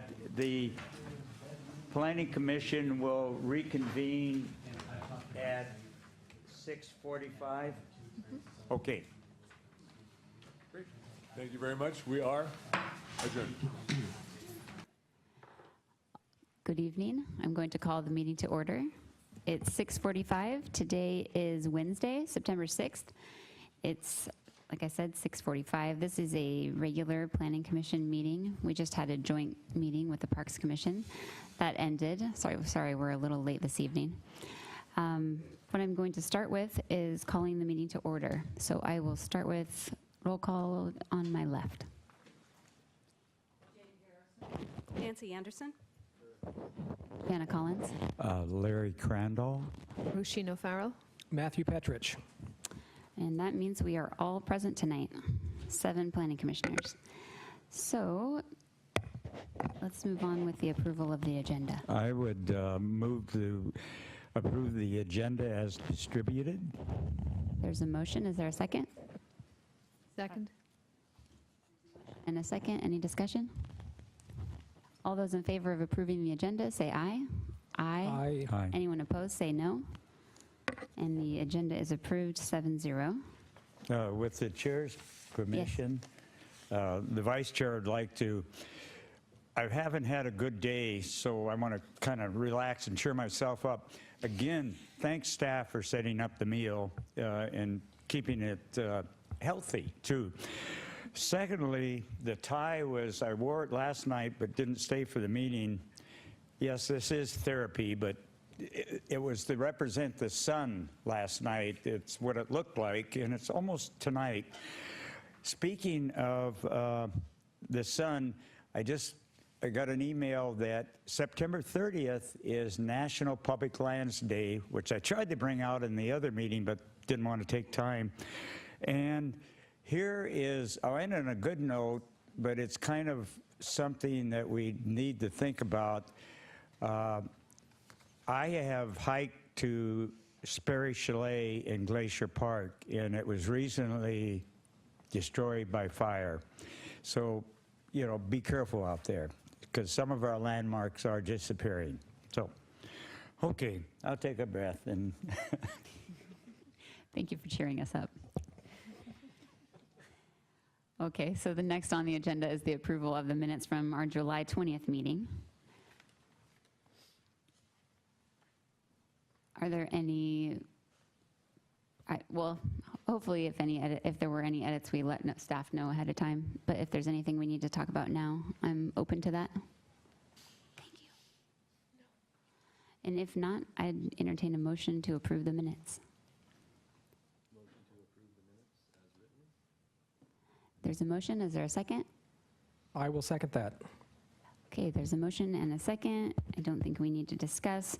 All those in favor of approving the minutes, say aye. Aye. Aye. Anyone opposed, say no. And the minutes are approved for the July 20th meeting, 7-0. Now is the time for public comment. This is the time during our meeting when the public can comment on something that is not on the agenda. So tonight on our agenda, we have the housing strategy update and the stormwater code updates. So if anyone is here who would like to speak not about those items, come on up. Okay, so I will close the public comment session for the non-agenda items, and we will head on to new business.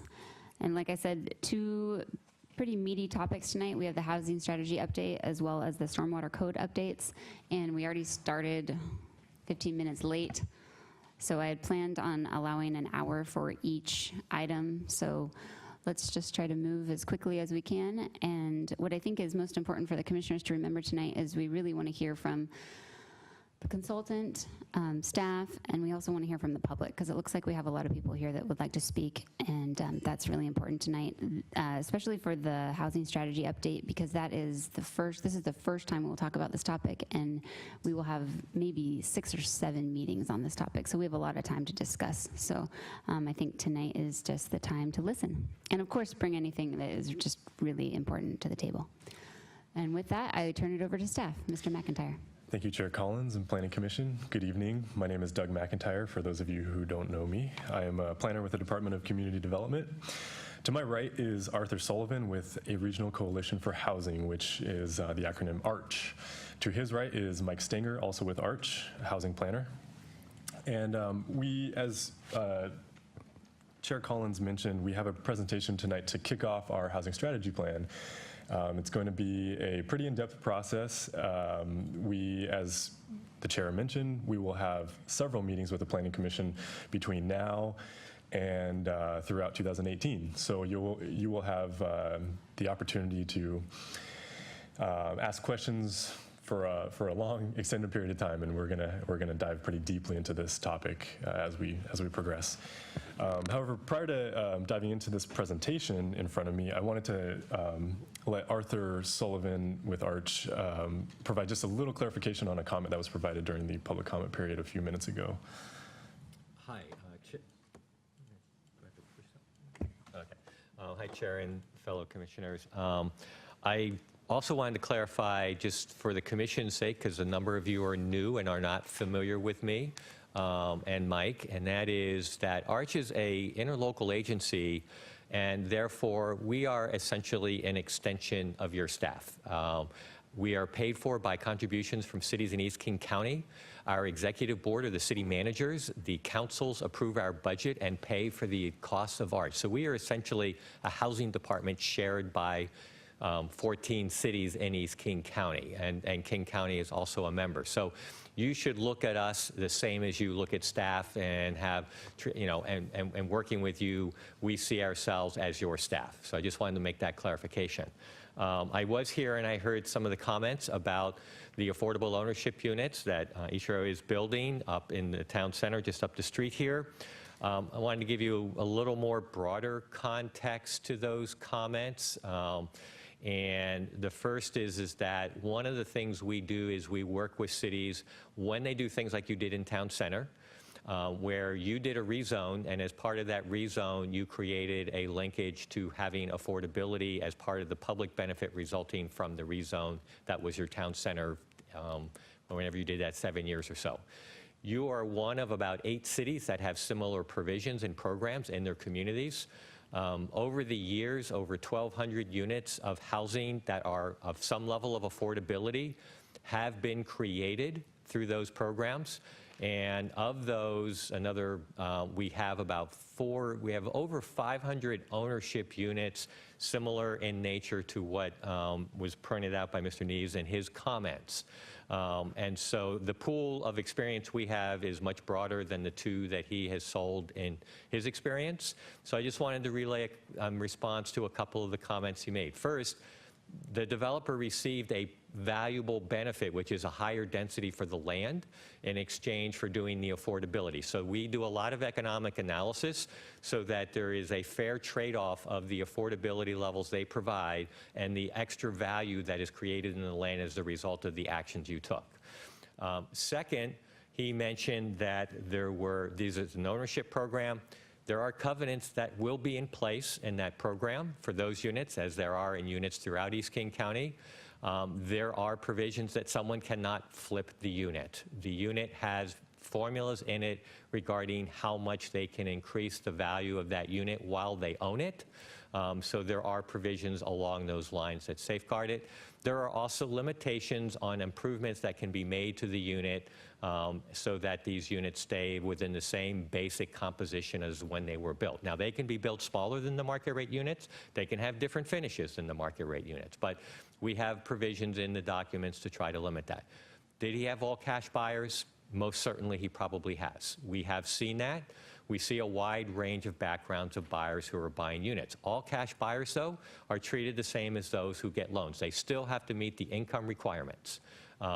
We have found, I've been doing this since the 1980s, and we have found that in certain cultures, families do get together to help people buy units, and that's sometimes where that's coming from, and that's often in Asian communities we found that background. And I used to be a developer just like him. I now work on the public side. I had all cash buyers and programs like this in the 1980s in California. There are issues with the financing world. It is hard for people at our targeted income level to get loans. That's because the financing world has sort of changed their underwriting, and that's something we should continue to work on and will continue to work on. But I did want to assure you that A, the city provided a benefit to the builder for providing those units. Second, that there are long-term resale controls on those units, and so therefore come to the key elements. But he raises issues that are important to listen to, and I have met him already and said, let's follow up and see if there are ways we can address some of the issues that he pointed out today. But I just wanted to give you assurances that your program is one that is operated in tandem with others, and just wanted to give you some of that experience. Thank you, Arthur, for the clarification. And I think it's important to address the comment that was pretty significant. So again, this is the presentation on the housing strategy plan. While the comments relate to that, I do want to just make sure that there's a break in your, in your mindset that this is really about the housing strategy plan. So with that being said, let's start at the beginning. I think that's a good place to start. The city is beginning our effort on updating the 2006 housing strategy plan. We want to be able to reflect current policy in the 2015 comprehensive plan, which was the most recent periodic update. And that's kind of the broader goal over the next possibly year. And tonight, though, I want to make sure that we provide the commission with a really strong foundation and understanding of where we are currently and what the housing element of the comprehensive plan says, and also kind of begin to talk about the housing strategy plan. I think if we can accomplish a few of those goals and set the stage, it will really help us as we progress through this really meaty topic in 2018. And I just wanted to note that in your agenda, Bill, there was a comment about the next meeting being potentially November 2nd. We've actually hammered down that date, and it's actually December 7th is the next meeting that we will be discussing the housing strategy plan. So again, we will be, throughout this process, really looking to Planning Commission to provide some really in-depth substantive comments. We want you to feel ownership over this document. This is, since I've been with city staff, this is really the first one where I feel like Planning Commission can affect a pretty significant amount of change. I think that's been some of the concern in the past, or questions or comments in the past that, Planning Commission really does want to get into these topics really in a comprehensive manner. And I think this is the first real opportunity that we can do that. We can get our hands dirty. So get ready. Giving you a high-level overview of the process. So again, tonight, giving you a tour of the housing element. We're going to build your foundation of understanding for the housing policy that we deal with, and then really kind of preliminary conversations about the housing strategy. And Arthur's going to take the second part of this presentation. He's going to run you through a real quick but really effective exercise. Again, as I mentioned, our next meeting will be December 7th, and that'll be continuing to build on the understanding of the housing element and the policy framework that we deal with, and maybe talking a little bit more about the housing strategy plan, and then more importantly, setting the stage for our 2018 work. So kind of a slow intro to this, but really hitting it hard in 2018.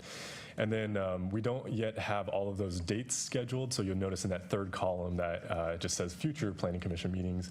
Well, that's because we're going to be scheduling those as we start to hammer this out.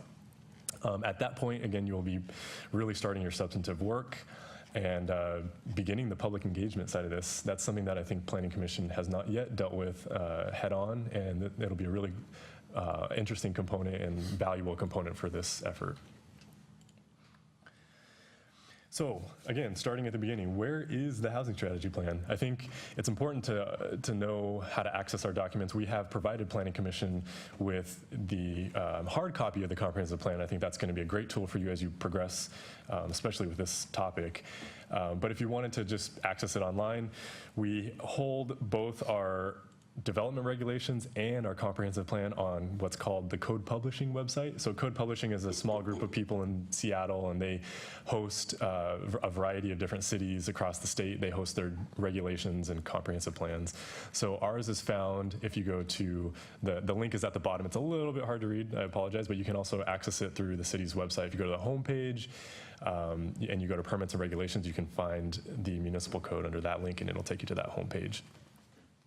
So the housing strategy plan, and really the way the comprehensive plan in 2015 was set up, was this 2-volume document. The first volume being all of the goals and policies, and the second volume being all the background information. And we've addressed this in indirect terms in relation to other items in the past.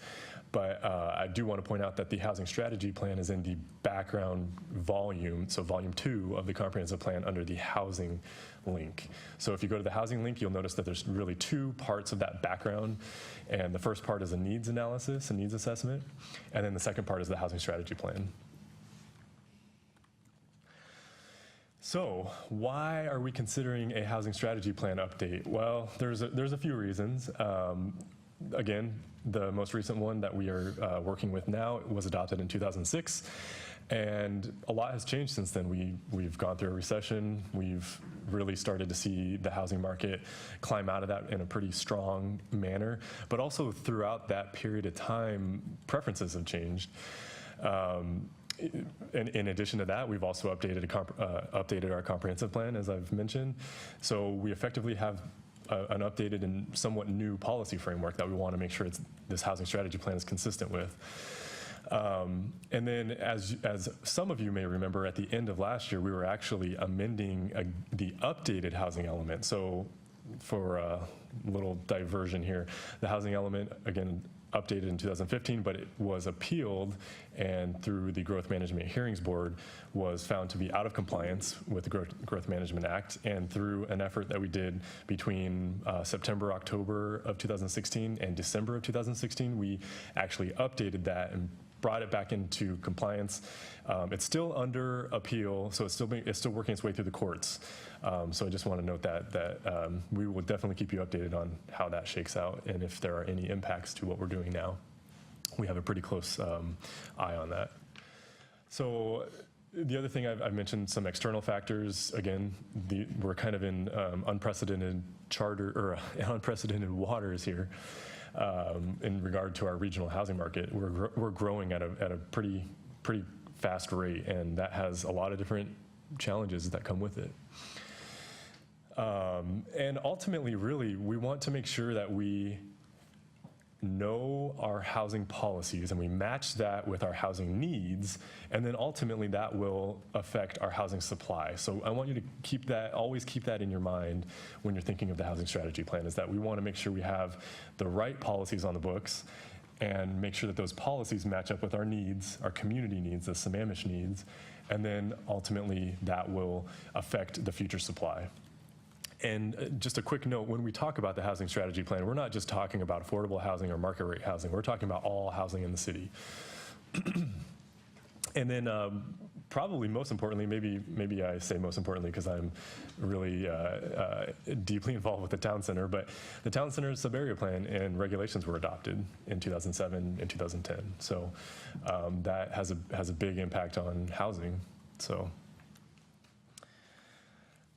I'm going to out myself, but you've seen this version of this graphic earlier tonight. I changed out a couple words, so hopefully you don't get too angry with me. But I think this graphic really does help to visualize what we're dealing with. Our legal framework is the Growth Management Act. It's a state law.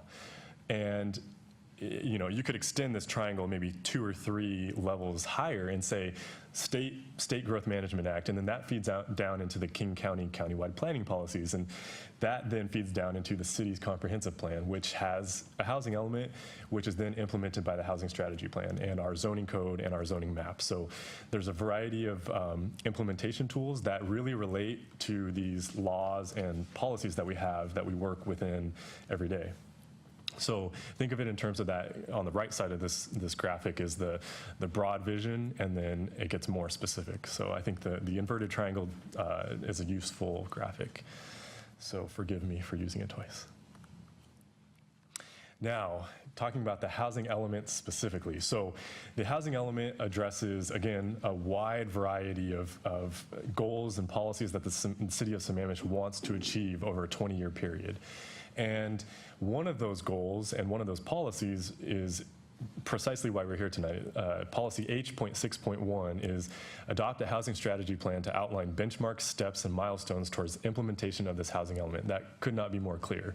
So we are therefore, in coordination with the housing element, are now updating our housing strategy plan. So we are authorized by the policy to do the implementation work. But that's not the only policy. There, again, are a huge variety of goals and policies in the housing element. And this is kind of a little bit of a high-level overview of what those other policies say. But really, it talks about our issues with housing affordability. I looked at Zillow today, and it gives a report about each community. And I know that Zillow numbers are potentially, they can be viewed in certain lenses, but I use it as kind of just to get a sense. And it said the median home price of homes on the market right now was $909,000. So again, that's pretty unattainable for the vast majority of people. So again, housing affordability is a problem. It's not just a problem for low-income households, it's a problem for working families, a variety of different types of households. So our housing element really does address that pretty directly. Another major concern in the housing element that was raised is preservation of our neighborhood character. It's complex. We've talked about this in the past, that's an extremely complex topic, but it's also very important. We want to make sure that as we grow, we respect the history of our communities, we respect the style of our communities, we respect the people living in our communities, but knowing that as we grow, we want to incorporate some of those elements. So it's a very, very difficult thing to do, and we try to get at it from a variety of different angles. One of them is through our housing policies. Another thing that our housing element says is that our city has the land capacity to meet its growth targets. Again, if you recall, some of you may recall from the housing element update at the end of 2016 that this was a big topic, that we are as a growth management compliant city assigned a growth target, and those trickle down from state population forecasts through the countywide planning policies collaboratively with the cities, and then ultimately to the cities to demonstrate that they have the capacity to grow by X amount of dwelling units to accommodate the regional share of growth. And so again, the city has that capacity to meet its growth targets. And then another interesting part of the housing element is that it talks about competing interests. So what that gets at is we have a lot of goals that we try to achieve. One of those goals might be environmental protection. Another goal might be affordable housing. Well, those could sometimes be viewed as competing interests because to build a greater supply and bring down some of the costs related to housing affordability, you may be impacting environmentally critical areas. So that's really what that's meant to do, is acknowledge that there's this idea of competing interests, and we need to do our best to balance those interests. Another good theme in the housing element is diversity in our housing supply. And to be completely honest, we have somewhat of a monoculture of housing in the city. It's a roughly a 9 to 1 split of single-family detached housing to multifamily housing. So that's a little bit of a drastic split when you compare it to the rest of King County. So the housing element really tries to emphasize looking toward the future, looking toward building a more diverse housing supply so that we can evolve as a city. As I mentioned, as demographics change and housing preferences change, we want to be able to accommodate a future population maybe 50 years down the road. We don't know what those housing preferences are going to be today, but we know that if we try to create a diverse supply of housing, we'll be better equipped to deal with changing preferences in the market. The other thing that's important to the housing element is, again, town center. It's really, when you talk about diverse housing supply, town center is that area in the city. It's the area where we want the mixed use type of units. We want the denser urban core. We want people to be able to walk to services, and you do that by providing denser housing and a different variety of housing. So again, you'll notice that as you drive down 228th, as you go north, on the right side, on the east side of the road, there's the townhomes, and then being constructed right now is the Sky Apartments building, the third phase of the Sammamish Village project next to Met Market. There's 92 units there, and those are apartment units. So again, we're trying to get ahead of the curve here. And then, importantly, we can't do it all on our own, right? We need to take a regional approach with how we address housing, and that's actually where Arthur and his team come in. That they really represent the East King County cities, and that's really important to Sammamish that we address these not just in our boundaries, but more broadly. And then kind of, how does this all really come together? Well, I kind of hinted at it before, but the housing element really authorizes us to develop some specific action items, and again, that's meant to implement our policies that are on the books. And we want to be sure that we're responding to the community, we're responding to the market, we're responding to our decision makers and all the various stakeholders in the community. So we want to be sure that our housing strategy plan addresses all housing in the city. It's actionable. It's a short range of implementation strategies. So we're not talking necessarily 20 years out. We're talking maybe 6 years out, maybe 10 years out, something more immediate. And it really is, you can wrap your head around it a little bit better when it's more immediate, I think. So that's how this all kind of comes together. We have, again, just in summary, the legal framework, the Growth Management Act, working down through the counties in coordination with the cities, through our comp plan, through our regulations, whether that be the zoning code or stormwater regulations, et cetera, also in coordination with our zoning map, and then feeding through our housing strategy plan as well.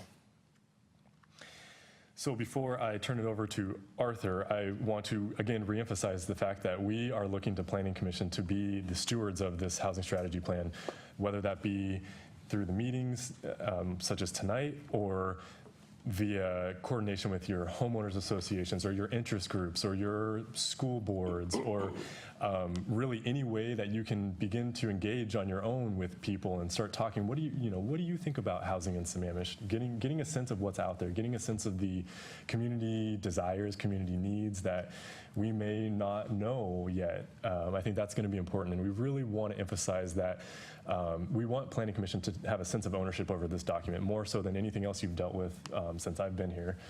We want you to feel like this is your document, and ultimately, as it goes through the legislative review process, through City Council, again, advocating for what we're doing and why we're doing it and how it's based on the input and the data and the policies. I think that's going to be really important. So I want to make sure, again, through this kickoff that we set the stage with Planning Commission and kind of give you set the expectations, if you will.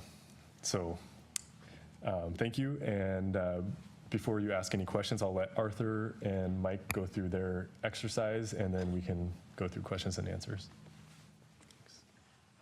Hello again. So what I wanted to do with you tonight is sort of a very high level, start to think about and maybe give you some context for developing the housing strategy. And one thing I would just sort of remind you of is, and we'll come back to this a bit later, is the housing strategy is not the absolute solution to each of these issues that you'll be prioritizing, right? It's rather, what are the most important issues for us to take on in the next few years, 3 to 5 years, and figure out the real answers behind those. So it's more of a with that wide range of strategies that you see out there, which are the ones that you rank are most important to look at, which ones are less important and stuff. And we'll talk about that a lot over the next 6 months or more as you keep working on this. But and I've done this with a number of other groups before, and this is, I'm gonna have to change my mode here, but I'm gonna start maybe having you talk a little bit and a couple of different themes that I think might help you start thinking about what we're really trying to achieve as we talk about the housing strategy. So the first is, I just want to open it up to you and ask you, what kind of households are there currently in your community? Let's talk, and open it up to you. And we're you'll come back here, hopefully, in a minute. So I open it up to you, and we're going to start writing these down. So this isn't rocket science stuff here, just your sense of what kind of households you see in your community.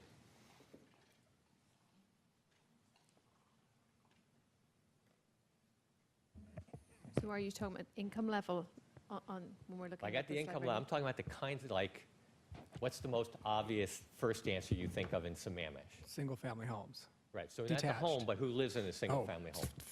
You got a Single family. with children? Yes. Okay, so, and are we assuming a two-parent household with children? So that's one example. Let's hear other ideas. My neighbor is on dialysis and very sick, very old. He was supposed to die last year. My other neighbor can hardly get down the stairs. He's an elderly man. Okay. And can hardly get to the door. Okay. My husband, we're both elderly. My husband just died. Okay. So this is the kind of neighborhood that I'm seeing around me. We have a lot of elderly people, and then we have a few families with, there's a man that mows my lawn. He's also elderly down the road. So I'd say we have 4 elderly homes and 3 younger people with children. Okay, so you've got you sounded like you described some seniors with disability. You've got seniors who maybe are an empty nester senior and don't have disabilities? That's correct. Right, okay, so disability, okay, so more independent living. Okay, other examples of types of households and families. Generational housing, multi-generational. Multi-generational, does everybody know what you mean by that? Mm-hmm. Yeah. Okay, so we got multi-generational housing, okay, or households. This is all, what else do we have in our community? Well, I bet there's a few singles out there. Okay, singles, what kind of, okay, let's get a little more profile of single. There's probably probably different kinds of singles. Well, the only 2 that I'm actually living near are probably my age, so 40s-ish professional All right. folks. Can I call you middle-aged? No. Okay, what do I call you then? Middle age is fine. All right, thank you. All right, so you've got middle-aged singles.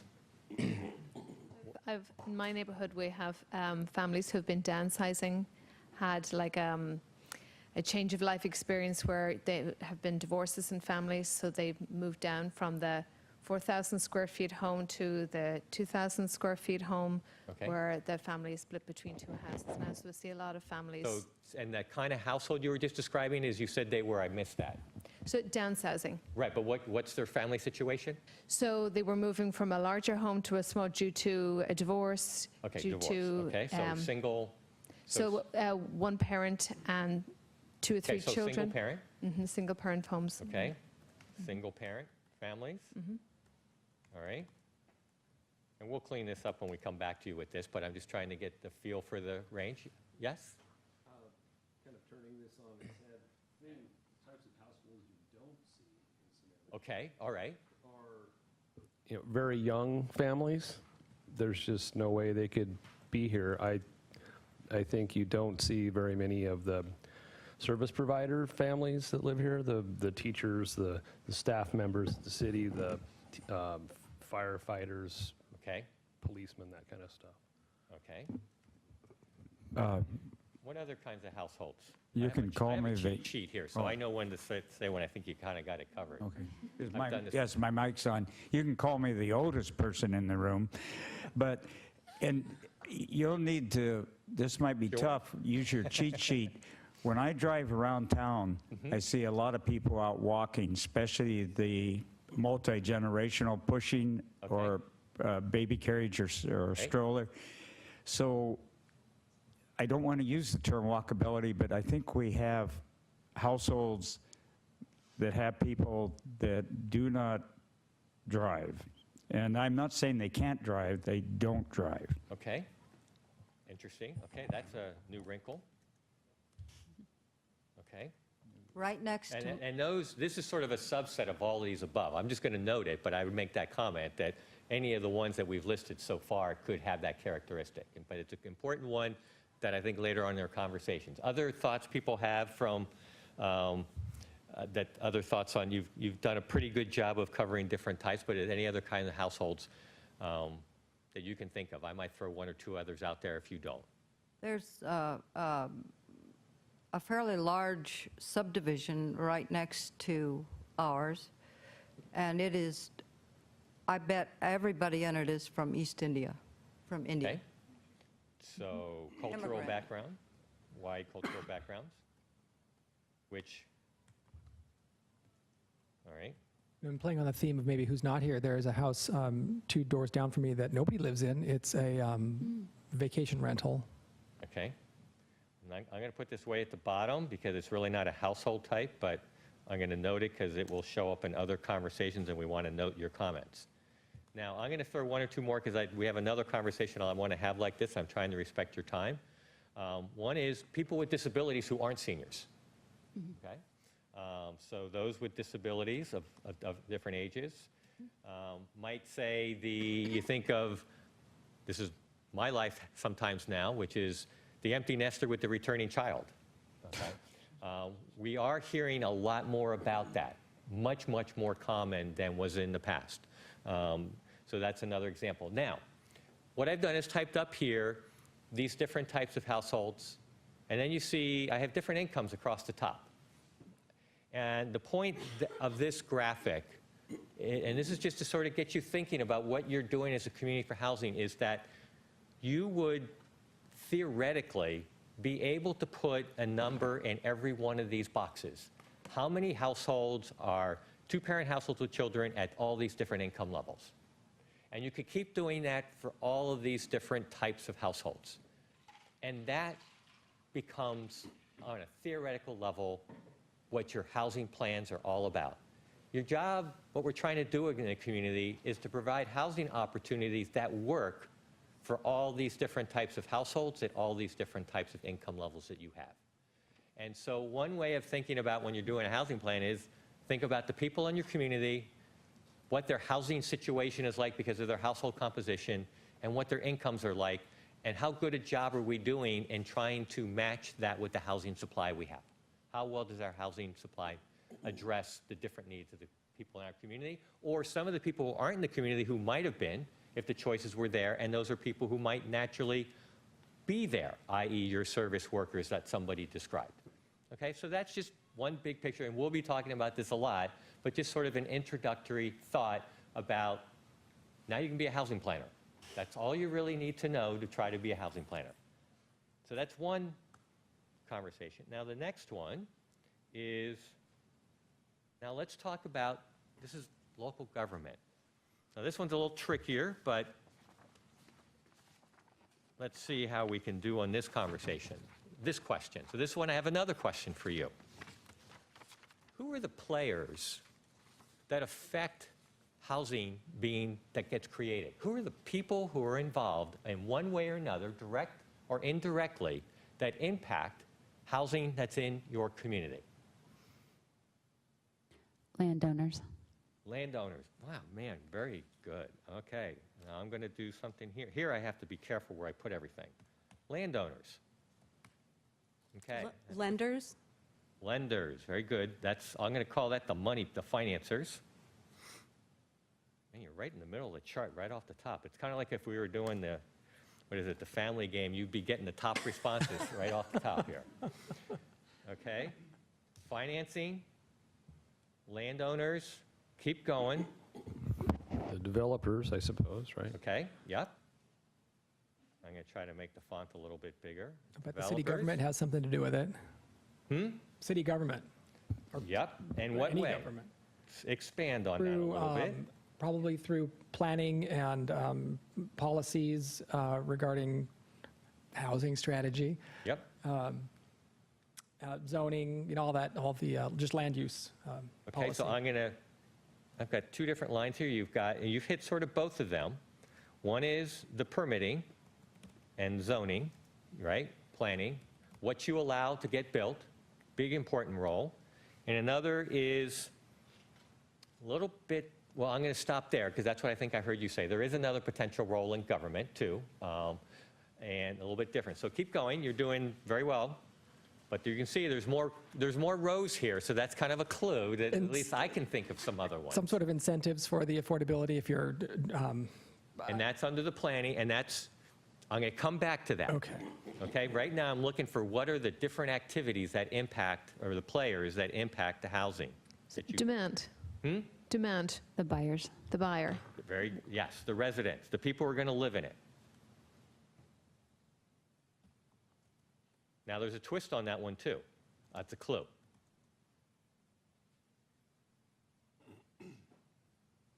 Sort of kind of similar to that, but a little bit different.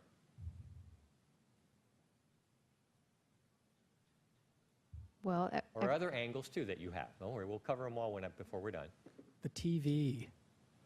The TV. Doesn't that influence everything we do? Well, okay, yes. That does not, yeah, I'm not going to put that one down, but yeah, it does. What are some of the other players? Well, I don't know. I was going to say land availability or just. We're putting the landowner under that one. They're the ones who make, and they have So a very. whether it's scarcity or. Exactly, right. Okay. So that's the land side of it. Architect, right? The designers, or they're the ones who, right? They're the ones who actually come up with the specific ideas. I was going to follow up on what we had heard earlier from Matthew, but does the media, are they a player? I use a little bit different term than the media, which is a little broader than just the media.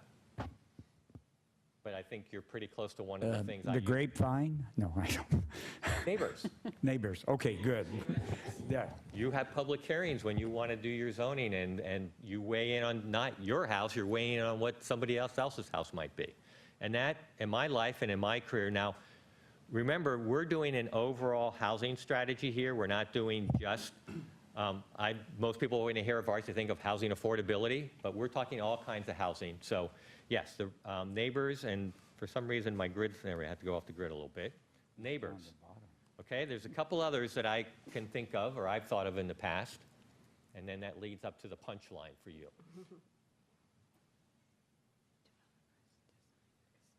I'll start filling in some if I'm not hearing. Go ahead.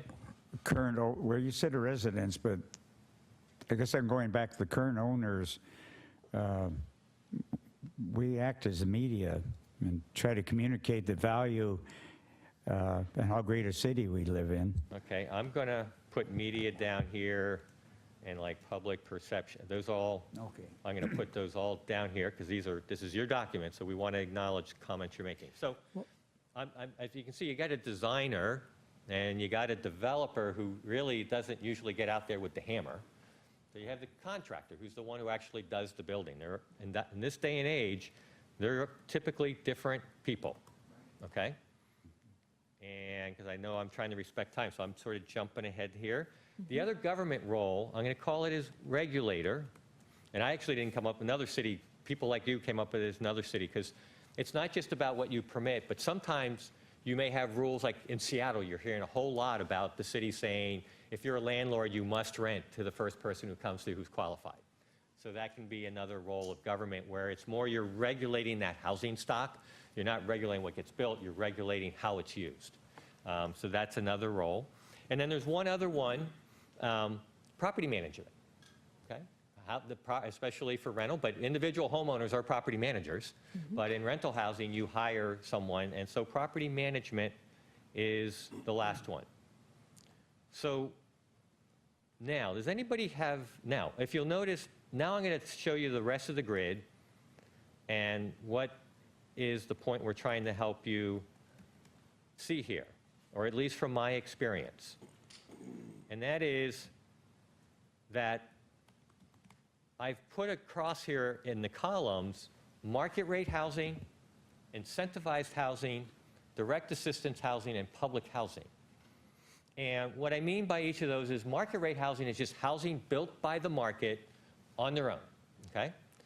The second example is the individual who was here earlier, which is the city gave something and our regulations got some affordability. You got some affordability explicitly, but it's still a private builder. And he's doing it as a portion of a larger development. So you're using regulation to explicitly create a certain product type, okay? So that's what I mean by the second column. So you're still usually using the private market system, but you're tweaking that market system.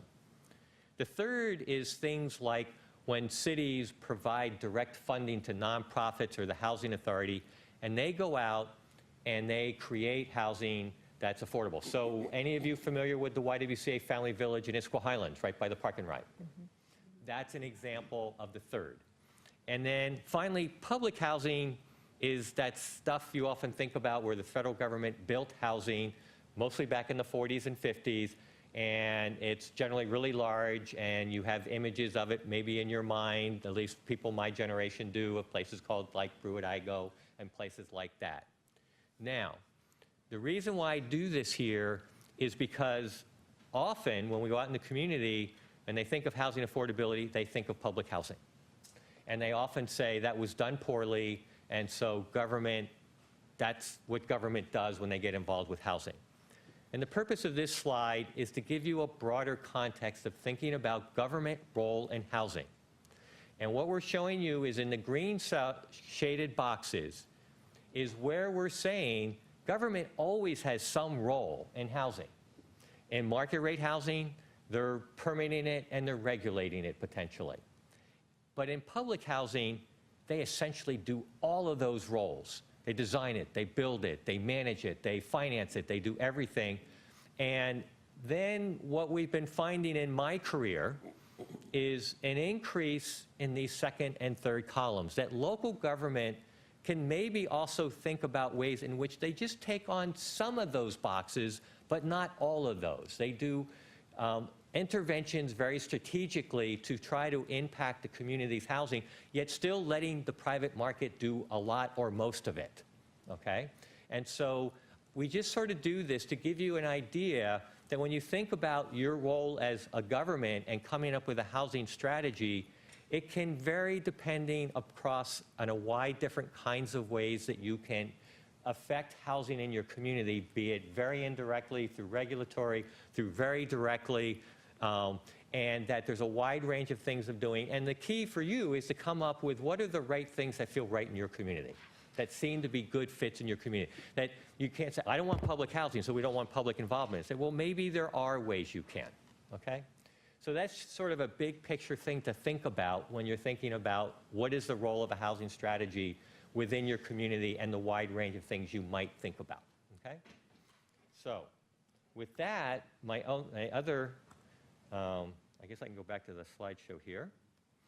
And we want to get back to, let's see if it'll, yes, is that the other main thing that my main other point for tonight for you is you're not starting from square zero or square one. The city has been doing some stuff. You heard some of them earlier tonight, the town center, both in terms of increasing the diversity of housing as well as affordability. You have some TDR, transfer development right programs. You have low-impact development incentives. You have accessory dwelling units, and you allow duplexes and cottages. So when you start doing your work, you can look at a couple of different basic angles. You have a strategy plan. Some of it may be, let's look at some new ideas. And some of it may be, hey, we did some things 10 years ago, like you heard tonight. Do we need to revisit some of those?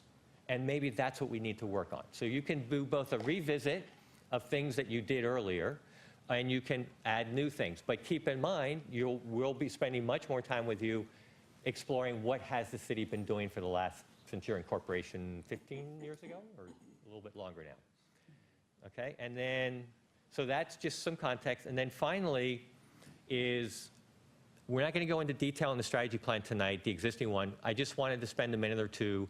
I was a staff person who helped put this together in the first place 10 years ago, is to give you some context when you're looking at this. What is this? How is this laid out? What's the information in here for you? So what you have on the right side is you have a whole range of ideas. It's meant to be a complete, inclusive list of ideas that could potentially implement your housing policies. Your goal isn't to get that list short on the right-hand column, on the left-hand side.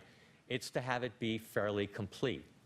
And it's been organized into some very basic areas. Ones that, and it sort of parallels to some degree, some of it, to the columns I showed you in that previous slide. Some of it is, how do we increase the diversity and supply of housing? Some of it is, how do we incent the development? You know, how do we create affordability explicitly? And other whole sections on neighborhood character. How do we maintain neighborhood character? So it's organized into very basic sections. The first two columns you see, and then at the end of each one, you'll see in parentheses, HP something, HP. It's meant to indicate which housing element policies does that strategy potentially address. Now you get over to the columns. The columns are meant to show you what kind of action is involved to implement that specific strategy. Is it more of a land use, regulatory, or when we say council, it might be financing or something outside that cities still have purview over, but not explicitly land use. The next section is, do any of these strategies explicitly address certain income levels? And so if you see X's, we think those are strategies that are related or more explicitly help target certain levels of affordability needs. Then the last is, this is the work that the commission did 10 years ago. They took all these strategies, and as I said, their goal wasn't to shorten the list. The goal was to rank them. Which ones are high, which ones are medium, and which ones are low. And then some they said ongoing, which are like, well, we've done this and it's more monitoring, so we're going to call it ongoing. And what their goal was is the highs were the things that indicate going into the future, these are the areas that we should focus energy first. It doesn't say what the answer is to those things that are high, what you think will be done. It means now, once we have everything organized, look at that one, and you may in the end, when you look at that strategy in more detail, say, we're not going to change anything. We've looked at it, it's good the way it is, or we're not going to adopt it. But you're saying it feels like it's something important for us to look at to help achieve our housing goals. Now, there's two ways when you look at those columns to look at how they're organized. You'll notice there's a number of bullets under a lot of the basic strategies. The bullets are meant to be more explicit sub-elements of a more basic strategy. So sometimes the commission, for example, with number 1, ADUs, is they saw the whole section as a medium, and they included all the individual bullets in that ranking. But in the next one, they said, well, wait a minute. Some of the bullets are more important to us than other bullets, and so they called out in their exercise that the first and second bullets were high, the third bullet was a medium, and the fourth bullet was a low. So you'll have that choice of, do you want to make it the whole strategy, or are there certain components of a strategy and you want to get that fine-tuned in your recommendation. So that's just meant, so as you read this between now and the next meeting, hopefully just give you a little context of how it's laid out now. You may use the exact same format, or you might want to tweak that or do it somehow differently. This is pretty similar to what other jurisdictions have done as well.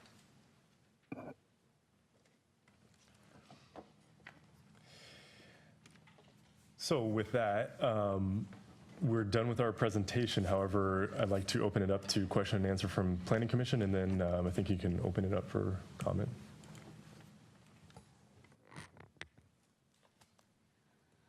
Any questions tonight? I have a question. On page 8, number 5 and number 6, those are for transit-oriented housing development, and manufactured housing. Why are those not included in the low and moderate income ranges? Can we note that question, and when we come back in the future, we'll address that? Okay. I had maybe to speed this along, a comment. Doug, can you put up your very last slide that at the bottom had that? Which one? The one you finished with, Doug's Oh, my slide. your Okay, slide. sorry. Yeah, they're important. I'm trying to think of the word. A suggestion, but I liked it. And what I wondered, could this be included not only on the city's website, but at the start of all the town hall meetings and all that?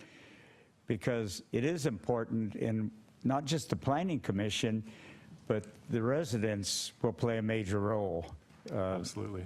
It's just, that struck me as a very, very important two-sentence with importance on it. So thank you for doing that. Thank you.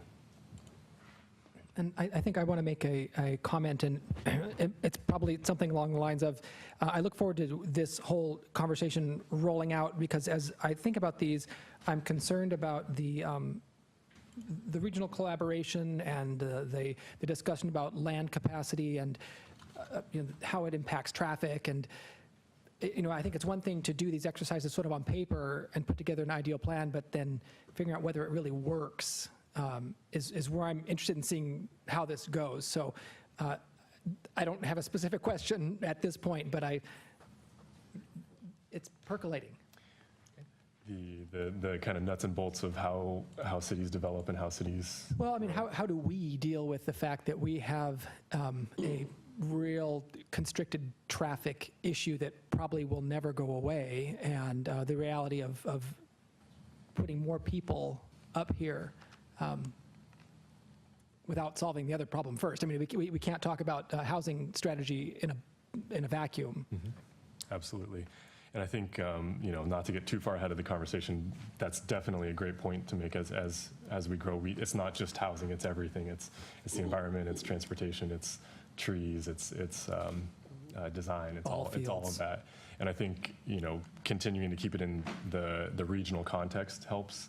That, our traffic is bad, but it's worse in other places around here. So it's bad all around. And I think, continuing to think about it Sammamish specific, but also in that regional context as well, that there's a lot of people moving here, and it's a desirable place to live, the Puget Sound region. Thanks for their presentations.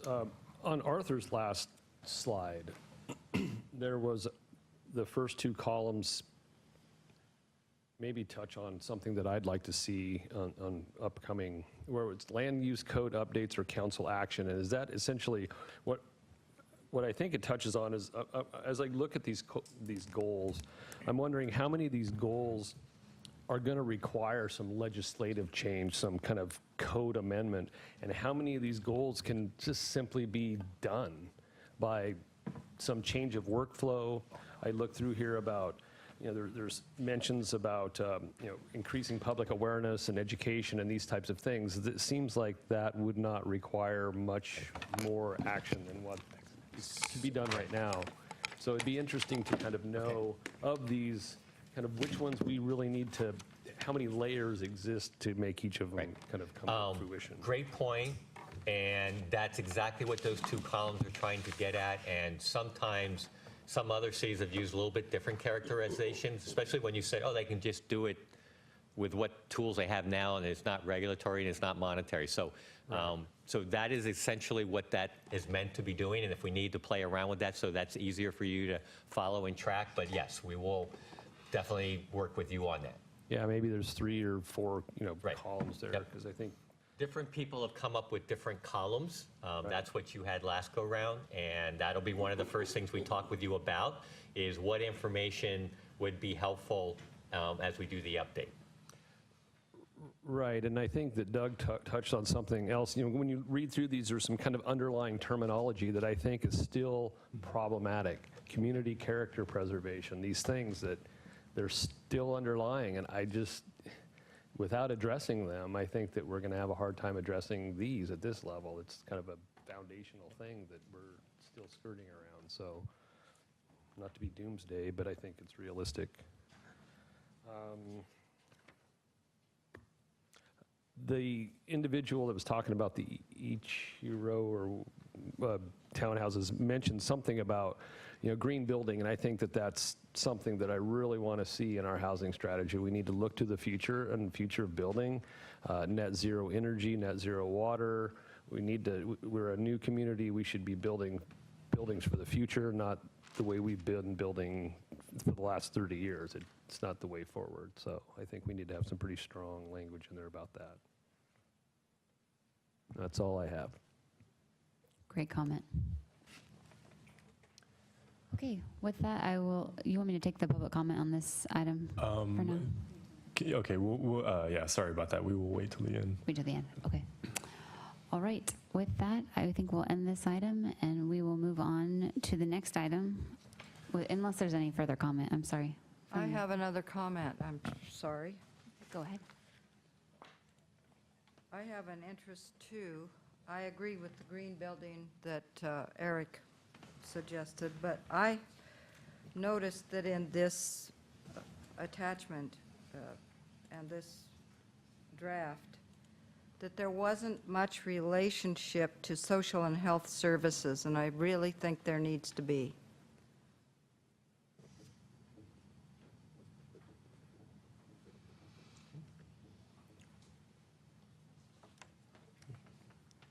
So my one comment on that front is one of the exercises we'll be doing towards the front is augmenting this list, either from input we've garnered from activities, and you sort of hit on one of the themes of one of the areas where we see that, or from your own ideas.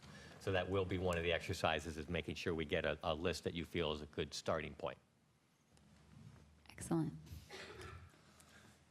Okay, any other comments from Commission? No? Thank you, commissioners. Again, this is not your only time to comment on this. We will be coming back to you several times with this topic. So if you think of other things, we can have that conversation. Thank you.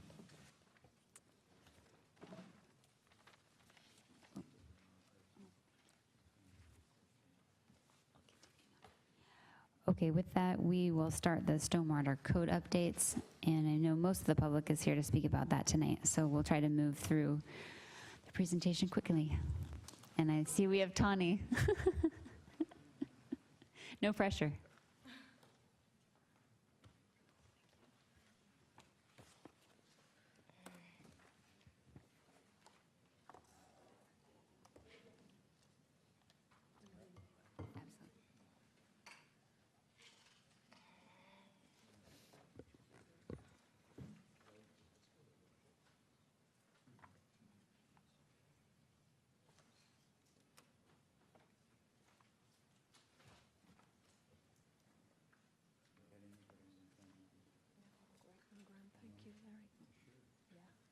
I like your question or comment.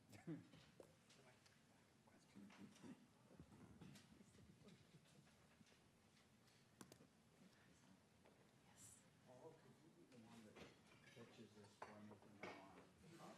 That I don't have to do that.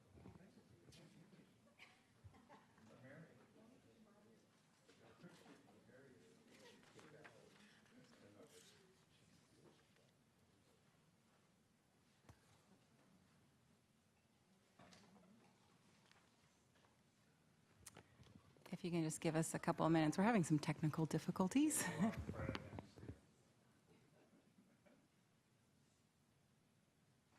So good evening, Planning Commission members. It was nice to see some familiar faces and some new faces. My name is Tawny Delzell. I'm the Senior Stormwater Program Manager for the city, and tonight's presentation will be on stormwater code amendments. The purpose of tonight is to introduce some code amendments on stormwater codes, discuss those with the Planning Commission, and be able to address the permitting challenges and the NPDES permit requirements that we have. The Planning Commission's role tonight is on policy input, so we expect some in-depth, substantive comments and questions from you. I'm going to try to give you a minimum amount of technical detail in order for you to provide policy input to the code amendments I'm proposing. The review process will include my presentation tonight, the Planning Commission review and discussion tonight, and on the next meeting, September 21st, we hope to open and close the public hearing, have the Planning Commission deliberate, and make their recommendations. Through October and November, we hope to have the Planning Commission review their recommendation with the City Council and have the City Council adopt the updated regulations.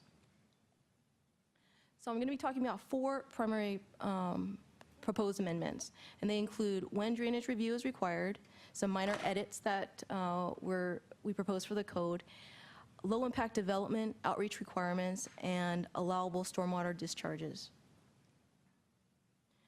Before I go into that, I wanted to give a little bit of Stormwater 101, maybe some reviews, refresher for some of you, new to others. But we have a lot of acronyms in stormwater: LID, NPDES, MS4, BMPs, and they're all acronyms that have been created by the Clean Water Act and to some extent the Water Quality Act. On some history on it, back in 1972, the federal government enacted the Clean Water Act.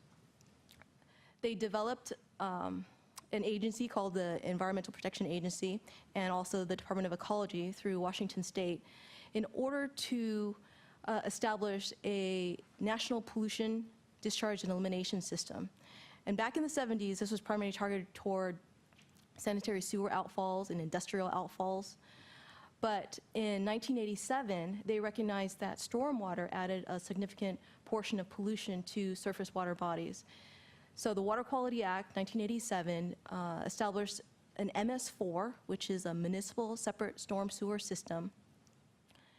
And they established definitions for best management practices for treating stormwater.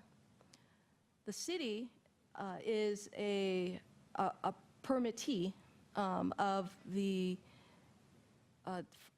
Department of Ecology's Western Washington Stormwater Permit, and it's also known as the NPDES permit, Phase 2 permit, and other names. Right now we're in a 5-year permit, and last year we were required to, through the permit, required to adopt new surface water design manual and LID code amendments, which we did. We also, separate from that requirement in our permit, we established new definitions and requirements for critical drainage areas. We said that a critical drainage area within the city of Sammamish included areas that drain to Pine Lake, Beaver Lake, and all landslide hazard drainage areas.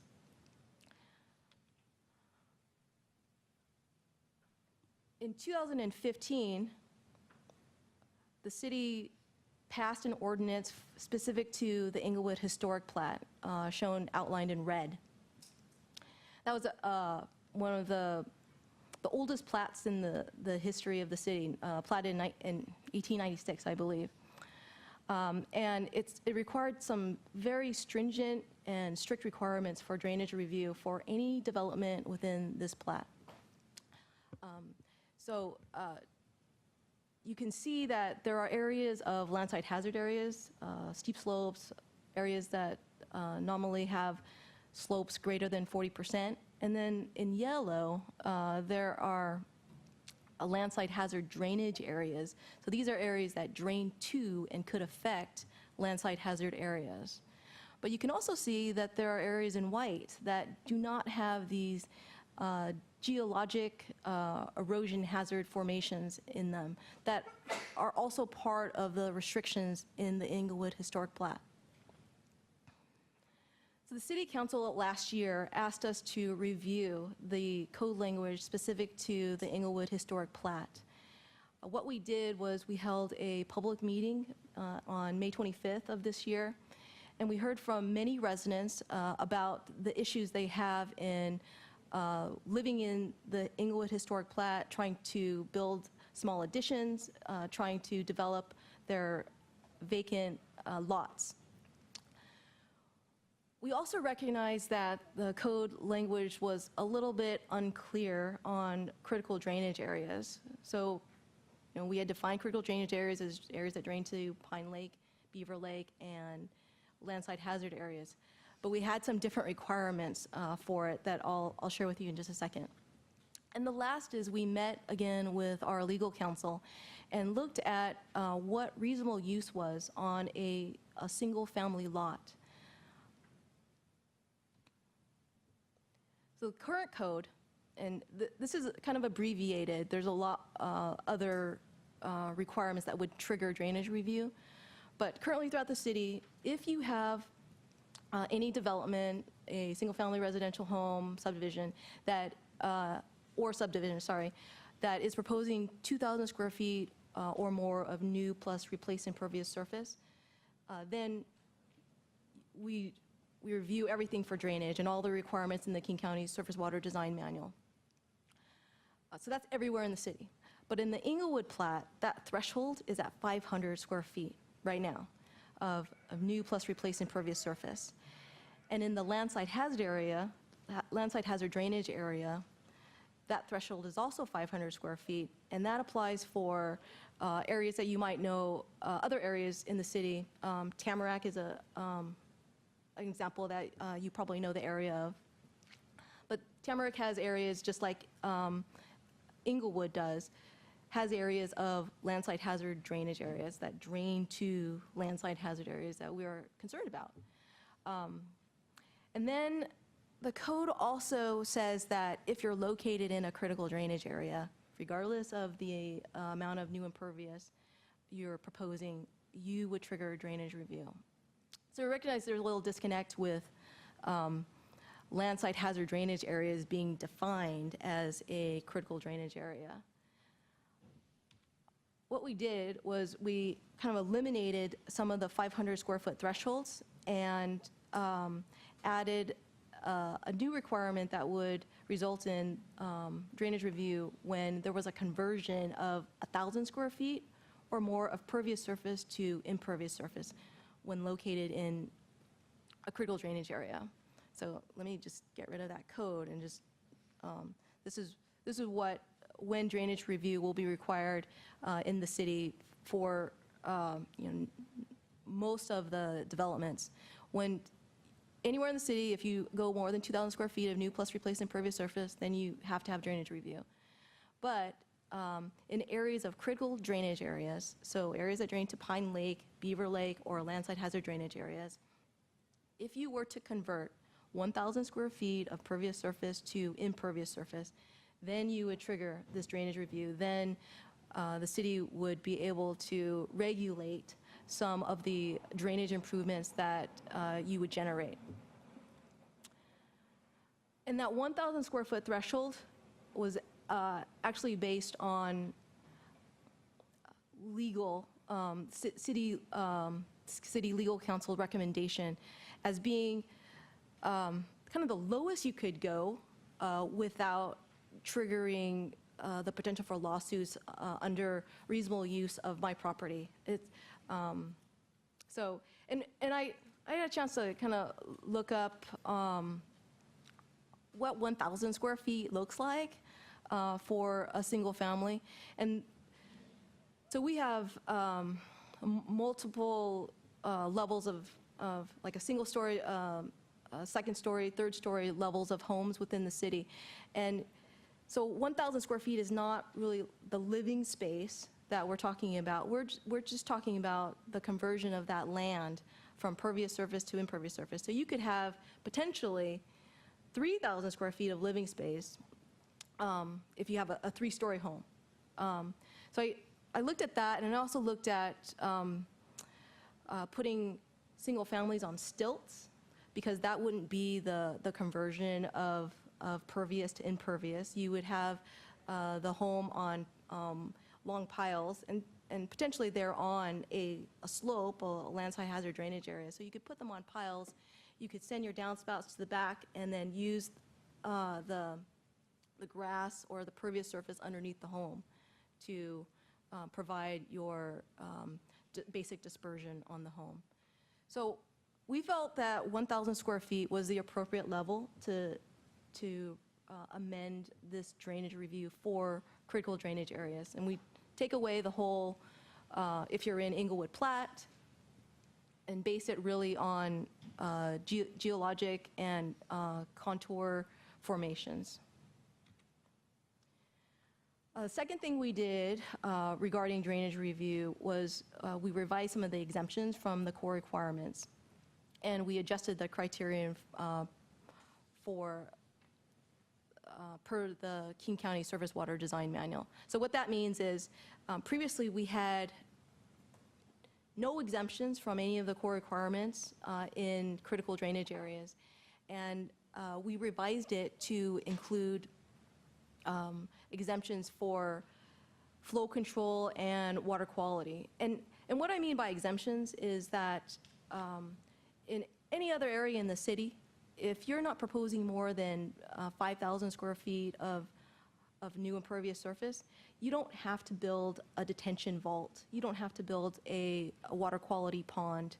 And that 500 square foot threshold is actually key because in talking with our development review engineers and some of the engineering staff who have to do the models for these flow control facilities, it's incredibly hard to model a detention facility that is less than 5,000 square feet.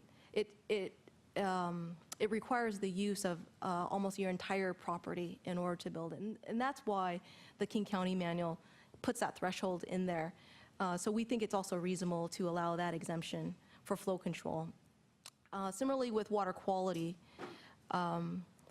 all of these areas drain to Lake Sammamish, which requires a sensitive lake water quality protection.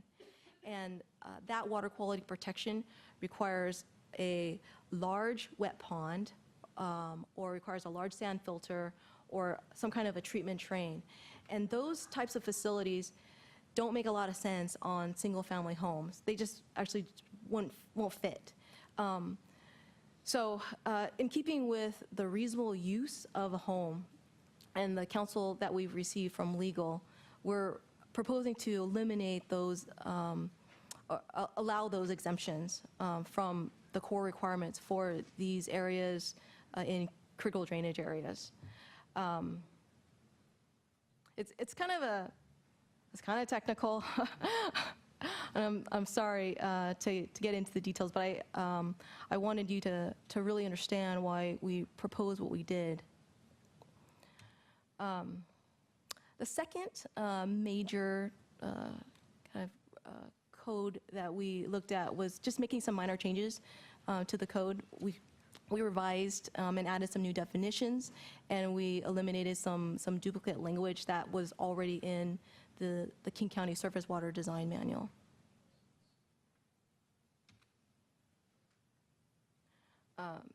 So that was in SMC 13.10. We added a definition for municipal separate storm sewer system, MS4, and we revised the definition for critical drainage area. Previously it said county regulations, we changed that to city regulations.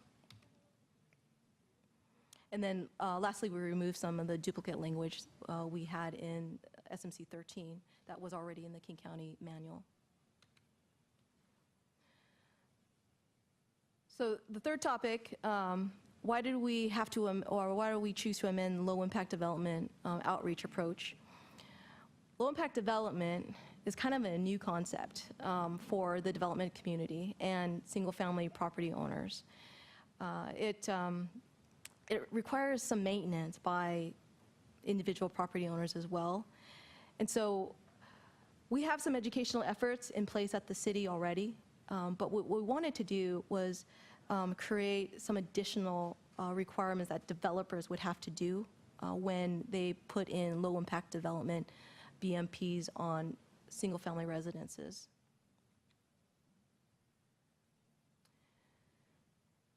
So that's what we did. We added some requirements for LID outreach for subdivision developments. And in particular, we added requirements to put in like a kiosk on a subdivision project where located in a frequently used area on a plat, to just tell property owners on new plats, what's going on with low-impact development and what's doing and how it's benefiting the development and the city's surface water system. So we added some requirements for that. Then the last thing that we changed was on allowable storm discharges. As I said, we have some requirements through the MPDS permit, and by February of next year, we're required to change our list of allowable storm discharges in the city, and that's why we did it. And then so what we did was we changed it, just exactly verbatim to what they wanted us to change to. Some of the significant changes were, so hot tub discharges. Previously, we would not allow hot tubs to discharge into the storm system. It's not storm water, it's not surface water, hot tub water. But now the permit allows us to condition that so that chlorine is kind of taken out of the hot tub by just opening up your hot tub cover, and you can do a little chlorine test on it. There's some levels that you have to meet, and then just making sure that the temperature is not hot as it goes into the storm system. I heard a new phrase the other day that I kind of like, and that is all stormwater becomes stream water. So if you kind of think of anything that goes into our storm system, it's going to go into our streams. And so you want to kind of think about that as you're discharging anything into the storm sewer system. So next steps, we are here working with the Planning Commission. On September 21st, we plan to come back, open up the public hearing, deliberate with you, and hopefully you would have some recommendations on these proposed code amendments. October 3rd, we hope to have a handoff to the City Council and a staff discussion of the code amendments. The first hearing we anticipate would be October 17th with these code revisions. And actually, I apologize, in your packet, it indicates that we're making code revisions to SMC 13.15, which is the definition section of the surface water regulations, and it's a typo. It's 13.10 is the definition section. And then on November 7th, the second reading and adoption. So what we're asking tonight is no formal action from the Planning Commission, just open discussion and questions that you might have on our recommendations. Thank you for the good overview. I was looking at the past meetings, specifically at the May 25th meeting, public meeting for the Inglewood Historic Plat. In that meeting, one of the overheads said uncontrolled stormwater onto adjacent roads or properties was happening, and erosion and flooding had occurred, which resulted in the emergency. What did you call it? It started as an emergency ordinance. In 2014. So I'm wondering what has quantifiably changed since then? In terms of flooding and erosion.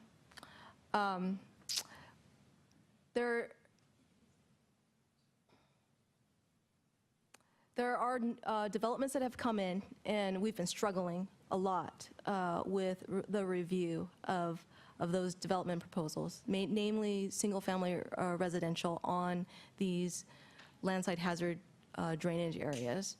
And we've been going back and forth with our legal counsel on what, so specifically, they've been asking for drainage adjustments from the code. There's a there's a process to allow development to go through that would allow them to deviate from the stormwater code, the King County Surface Water Design Manual. And they've been asking for a lot of adjustments for us based on just the reasonable use of their property. And this is our attempt to really try to mitigate that permitting struggle that we've had for the last year on the existing code that we adopted last year. There are still going to be flooding and erosion issues that need to be addressed. We hope to do that through basin planning, through on-site, looking at problems that we have every year. Capital programs need to be developed, and we hope to do that through basin planning. So there was implication that whatever kind of improvements were made in that area, the implication was that some work done in the Inglewood area has improved drainage? Is that what I understood? Yeah, actually, we completed the Inglewood Hill Stormwater Retrofit project just this last summer. And I realize like the road is not polished yet. It's going to be paved fairly soon, so don't worry about that.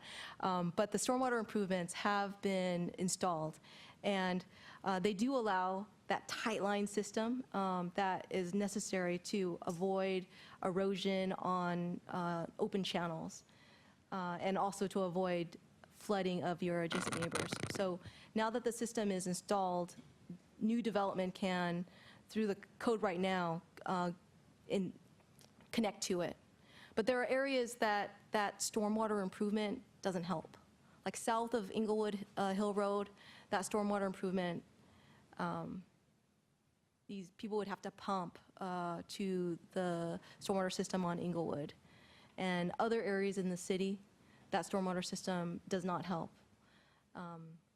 So we hope through basin planning that we can develop ideas, conceptual plans to start looking at our stormwater infrastructure to see what kind of CIP projects we need to further implement. And my only last comment is that I'm just concerned that the elements that we had in place when the emergency ordinance went into place still exist and will continue to exist, even with the small changes. I just want to see more demonstrable prevention of erosion and flooding. That's all. Thanks. Okay. I would agree with Nancy, and I would say we're lessening the controls that we have that might help with the storm drainage in the future. And I was wondering, there are other issues that you have here that are not square footage based. One is the monetary limit of $100,000. I don't see why you would use that. If someone were spending the $100,000 on a landscape job, which you could easily do, or a second story to their house, it doesn't seem like it would impact the impervious surface that much.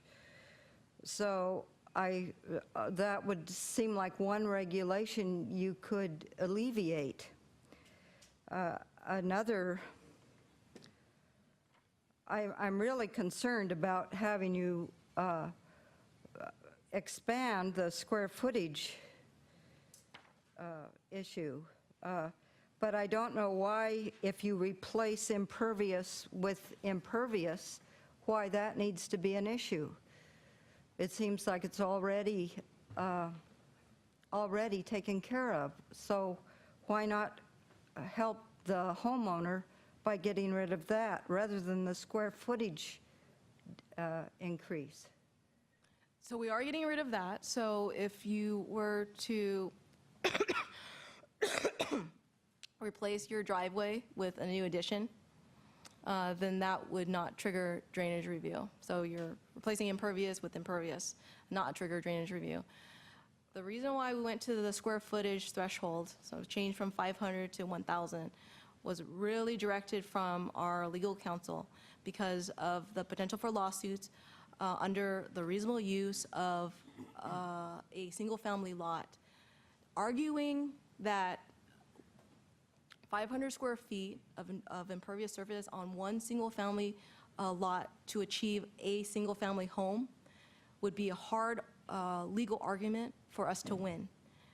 So the square footage threshold was based on that. So you're looking at this as though it's a new home? Yes, we are. Well, it doesn't make that clear. I looked at it like it might be an addition. And if it is, and they put it on pervious surface, that new addition, then you might want to regulate that. But if they put it on existing impervious, you wouldn't need to regulate it. Okay. I think it's unclear in here whether you're dealing with a new subdivision, a developer, or a private owner trying to add something to his house. I wouldn't want that poor guy to have to put a kiosk in his driveway, for example, because in the paragraph you have in here, it says new projects. Yeah, and that's not clear. Okay, we'll make that clear for subdivisions. And that was my intent, was for subdivisions. A point you made about new additions. So I want to remind the Planning Commission on the emergency ordinance for the Inglewood plat and why it was developed. It wasn't for the new additions on existing single families. It was for those property owners who built 1,999 square feet of impervious surface for a new single-family development. And there's multiple examples of developments that came in just underneath that 2,000 square foot threshold. I don't believe that the Planning Commission or the City Council meant to target existing single-family homes who just want to build additions to their homes. I think it was meant for those new single-family homes. So if the Planning Commission so desires, I can clarify this threshold for drainage review requirement either way. If you want to clarify that it's for new development on single-family homes, or apply it to all development, whether it's additions or new lots, I'm open to having that. I would be scared if I were a little single-family guy that wanted to build an addition on his house, and I read this, because it's not clear to me. Yeah, and it actually ups the threshold for those existing homes. Previously, it had 500 as a threshold, now it's 1,000 for those existing homes that want to provide new additions.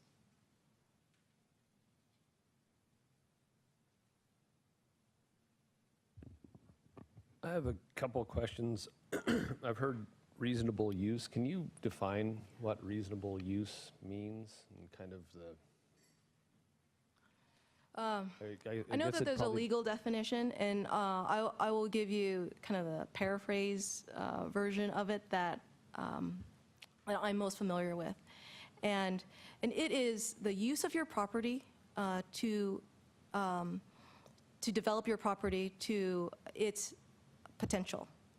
So reasonable use to build a small shed on an existing single-family home, we would say that is not a reasonable use of that single-family homed zoned property. I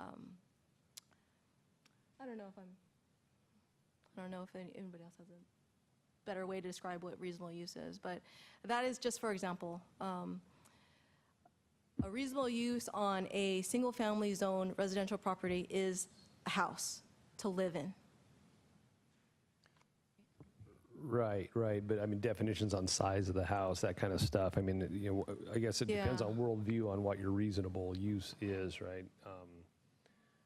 I know that there are instances where there's relaxation of setbacks and things like that, maybe from a 20-yard front yard down to 0, for a reasonable use exception reasons, but the net effect is essentially cutting off light and view and these other aspects, the reasons why the setbacks are in place in the first place. So it seems like there's opportunities for these things to be run across to each other. Maybe that's one of the bigger challenges that are out there. Yeah, it is really on a case by case. The city has a reasonable use exception process for areas that are entirely encumbered by critical areas. So if you have a lot that is entirely on a steep slope, landslide hazard area, or entirely on a wetland, then you can go through a reasonable use process in order to build one single family home. And you have to show that you need this area for that single family home. What I'm familiar with through that process is the city has used 2,000 square feet as that threshold of what a reasonable use is for a single family home under the reasonable use process, the RUE process. In our case, since we have these landslide hazard drainage areas and we have evidence that any development on these landslide hazard drainage areas could result in flooding or erosion downstream, we've actually taken that 2,000 square foot threshold and reduced it to 1,000. And really said that it's reasonable for you to build a small home, 1,000 square foot impervious surface, and still have the use of a home on a single family home, a residential lot. So there is no magic number. Believe me, I tried to look, and I tried to talk to legal about what that threshold should be. What they came back and said was 500 would be very difficult to defend legally for reasonable use, but they thought that we had pretty good chances with defending a 1,000 square foot threshold. I know on there's older subdivisions and land that has been broken up many years ago, they didn't take into account the actual what was on the ground. They just divided this land up into a bunch of rectangles, right, and didn't give any account to whether it was on where it was at, geologically speaking, or anything. So reasonable use, I can see, could change lot to lot, and that gets into. It sounds like we're trying to get something, language that can be applied to every situation, but is there also room for making these case-by-case judgment things, lot by lot, because they're all unique in that regard, I suppose? Are there still provisions for that kind of judgment to be used? With our proposed language, if you were to go above 1,000 square feet of conversion of pervious to impervious,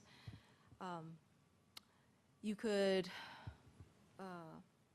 apply through the community development director for a variance from the code. But there's not that very clear way for staff to make a change. Another question, what's the source of those hazard maps? I know we maybe kicked that around before. I'd just like to have a refresher on, because I looked at the one you had up there, and there's a boundary, and it neatly follows the street, and you wonder a little bit about how representative that is of actual geology. It looks like it's kind of a convenience thing. So I'm just curious about what the source of that map data is that we're using to make these decisions. So this map that you're talking about? Right. Yeah, it's probably, we inherited from King County, this mapping system, and it's very schematic, so we we don't rely on it. So when we review a development project, we expect to have a site reconnaissance on the specific parcel. But it helps in kind of generally determining that you're in a landslide hazard area or you're in a landslide hazard drainage area. It's based on contours that the county had at the time to develop at least the landslide hazard areas, and then also what might drain to the landslide hazard areas. I've had some experience in Seattle with critical area mapping, and a lot of times it was the origins of the electronic is hand-drawn stuff, and so when they digitize things that might have been a little tiny thing, it turned into like the size of the block and started driving all kinds of geotechnical reports and things to be generated because it was because it was digitized from a blob when so it's sometimes very you have to be careful about the mapping data, and I guess that's what I was kind of driving at. Are there any concerns about incremental effects and the accumulation of the negative effects when looked at from a higher level on these projects? We kind of look at all these 1,000 square foot projects, but if they're all in a neighborhood, it adds up to something much greater. Absolutely. Do you ever There's zoom out still and see, okay, what are going to be the effects of it overall? There is still a concern for the cumulative effects. We still have tie lining requirements for these projects that are over 1,000 square feet. But if they're at 999, they would not trigger it, and potentially they could have a cumulative effect, death by 1,000 cuts of the natural drainage system that we have, or on other adjacent properties. We have to balance that, as I said, with the regulations that we have to ensure that property owners can develop their properties, and through our basing planning efforts to identify capital projects that the city can do to alleviate these cumulative effects of flooding and erosion. With the chair's permission, remind us we're at nearing the adjournment time of 8:30 p.m. and we either need to extend or adjourn. What I'm thinking, we'll have to extend because we want to hear from the public tonight. So what I'm thinking is we will extend till, I'll ask for a motion to extend till 9 o'clock. Maybe we can wrap up the presentation in about 5 minutes, hear from the public, and then see where that gets us. Second? Someone make a motion to extend the meeting to 9. I'll make a motion to extend the meeting till 9 o'clock. There's a motion. Is there a second? Second. All those in favor of extending the meeting till 9, say aye. Aye. Aye. Okay, so anyone opposed, say no. Sorry. 7-0, so we'll extend the meeting till 9 o'clock. And let's go 5 more minutes. There's something I'm most concerned or most interested in, and that's this is the 1,000 square feet to trigger a drainage review, but what about the tight line requirements? The tie line requirements would still be required for... At 1,000 feet or at 500 feet? At 1,000 feet, okay. It doesn't really talk about that, does it? That tie line requirement is in the King County Surface Water Design Manual under core requirement number 1. Okay. One other comment I would have is I would encourage, it seems like this is a recurring theme for me, but I would encourage you to work with like road maintenance too, to talk about some of these things, because I noticed this summer they were going through the borrow ditches and scraping out, increasing the flow of turbid water to Lake Sammamish essentially by doing this beautification project. So, I'm sure they weren't trying to do that, but that's going to probably be the net effect. They're going to increase the rate of water flow and the turbidity of the water as a result of this road maintenance project. So I think there's some opportunity for some kind of interdepartmental understanding and education to kind of help support each other with these goals of reducing pollution to our waters. I would like clarification on something here. On page 5, it says that that it would trigger it if it's new impervious surface, replaced impervious surface, or new plus replaced impervious surface. So it does say that in the code, that the replacement of impervious surface is not excluded in this one. And then the $100,000 is still on that page 5. It's not excluded. So I just wanted to bring that up, that those points, that needs to be checked. So, page 5A indicates drainage review would be required if it resulted in 2,000 square feet of newer or more of new impervious, replaced impervious surface, and new plus replaced impervious surface. So that applies citywide. What doesn't apply citywide is E would result in the conversion of 1,000 square feet when located in a critical drainage area. So that threshold is more restrictive in a critical drainage area. And if it is your desire to eliminate F, which is redevelopment projects proposing $100,000 or more of improvements to an existing high-use site, we can take a look at that and respond.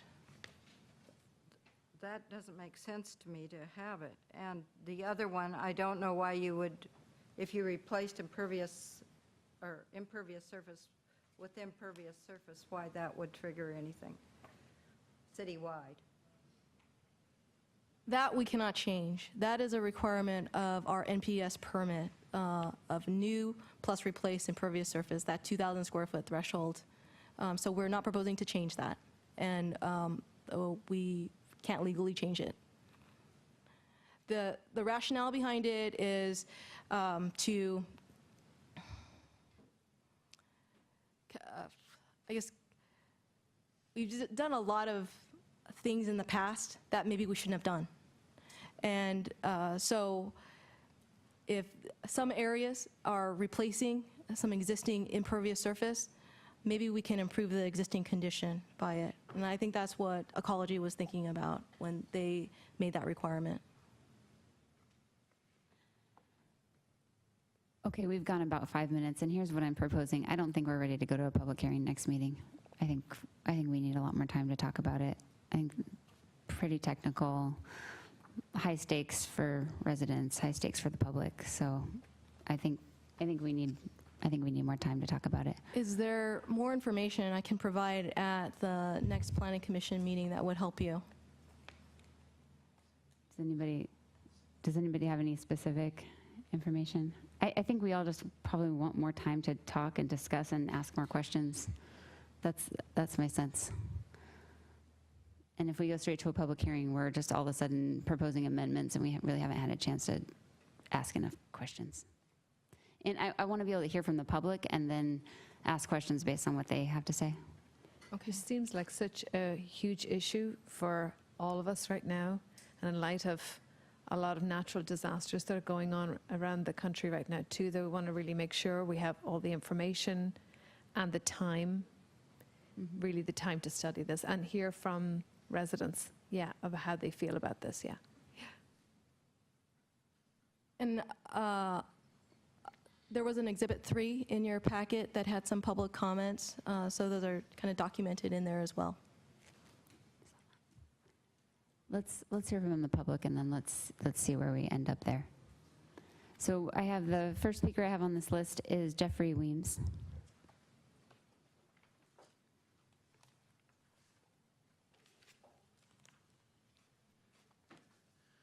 Good evening. Thanks for hosting us. I'm Jeffrey Weems, 941 206th Place, Northeast Sammamish, Washington. That's in the Inglewood Hill Plat. I bought a home there 30 years ago. Have lived there since. 20 years ago, I bought the vacant lot next to me when my neighbors moved. That was an investment, and I also liked the woods. I also like to invest in Sammamish, a little piece of woods there, and paying some taxes on that, 2 lots with that vacant lot there, and had hoped to develop it. 3 years ago, I was talking to a developer who was building some single-family homes in the neighborhood. I'm not a developer, I'm just a working man homeowner. And I said to him, Steve, I know you've owned that lot down there below me for a while. What's going on? You haven't started building. And he said, well, the city enacted a new ordinance, and I have to have a tight line down to the Parkway, which is 3 blocks down through other people's properties, to get rid of the stormwater. And I said, my God, really? What about my lot? And he goes, oh, I think you would apply to you too. So I came in and I met Tawny. That was at least 2 years ago now. And we talked about it and about the ordinance. And what was going on was, as Tawny alluded to earlier, these builders were building 1,999 square foot impervious houses so that they didn't have to have any review. They were doing them 1 or 2 at a time typically, but they didn't have to have any drainage review as a result. So they would just dump their downspouts on the ground, and the water went in the ground and went down the hill and went to the lake, however it gets to the lake. So in talking with Tawny about that, she took a look at it, and we sort of agreed that, gee, there probably needed to be a more rational approach that applied across the city, not just to Inglewood. And I wanted to make a couple of comments just quickly about the good questions that commission members asked of Tawny that I had some thoughts on. First, if we just look at the slide that's currently up, and there was a question about what's the cumulative effect of 1,000 square foot houses being built in that plat. Well, the reality is that plat is over 90% already developed. It's already developed. There are already houses on 90% of those lots.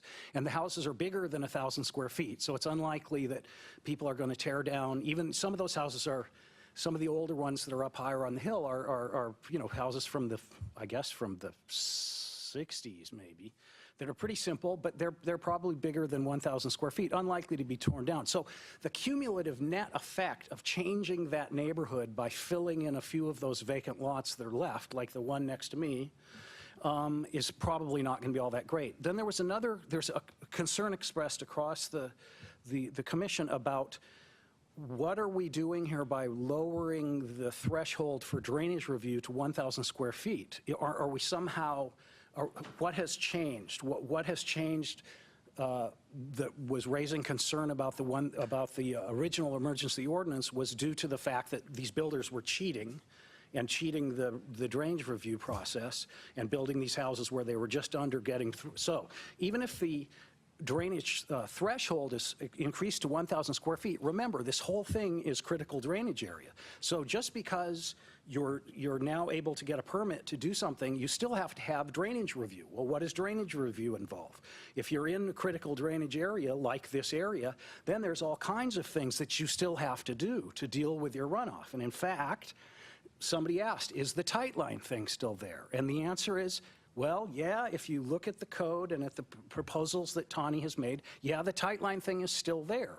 But at least it's clear, and it's been through a review process, and some of the people, like one of my neighbors who wants to build a small addition, a bedroom for his new daughter that would be on an existing concrete driveway, wants to build a 1-bedroom addition. Somebody raised concerns about, what about the poor guy who wants to build a bedroom on his concrete driveway? It's impervious addition on impervious surface.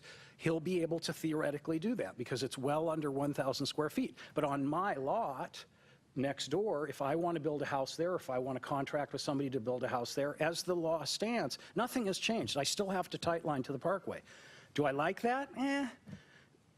I think Inglewood's done just fine without tightline so far. But I live there, and I live fairly low down on the hill. Do I want to have landslides and water coming down? What about when they tear down some of those old houses above me and build those higher density townhome style 3-story homes that Tawny was alluding to? I don't want a mudslide coming and hitting me, so, you know, if we have to have tightlines and we have to have city infrastructure to deal with the runoff, that seems like that's reasonable, and that's still part of this. Nothing, as far as that goes, has changed.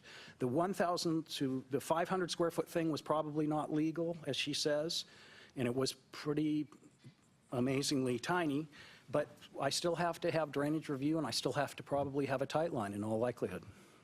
That's it. Thank you. The next person on the list is Lori Pima, or Lori La Pima. Sorry. Thanks. My name is Laureen Lipina at 905 206 Place Northeast. And first, I want to say thank you for for listening to us, and thank you very much to Tani, because I know she's been working really hard on this for a while. What I've heard tonight makes me feel more comfortable. I thought the 500 square foot limit was a bit draconian and also kind of a one-size-fits-all thing. And I do think, in terms of a case-by-case basis, like we've had geological reports that show that our, at my lot anyway, I have a geo report that shows that very low probability of liquefaction and very good drainage and so forth. So I think it's good when we talk about a case-by-case basis instead of a one-size-fits-all. I also wanted to say that along with Jeff, he's my neighbor, there's maybe 2 or 3 lots in our immediate vicinity that have not been developed, and the rest of it's been developed. And in fact, I have 2 of those giant, they're 19,999 square feet right behind my house. So I'm not someone that says, yeah, you know, let's just build whatever we want. I should mention too, I have a lot, I bought a lot next to my house just a few years ago. Number 1, because I didn't want it to be developed upon, and number 2, for an investment. So someday I'd like to sell the lot, but if there's a requirement, the 500 square feet, if you have to tight line, it would be so expensive it would make it unbuildable and my lot's worth nothing. And in the meantime, I'm paying taxes on it every year. So I guess what I want to say is I think the 1,000 square foot requirement is a lot more reasonable and realistic than 500 square feet. So I'm very happy to see that progress, and I hope it goes forward in that direction. So thank you very much for your time. Thank you. Next person is Gary Tobiasen. He's gone. Okay, thank you.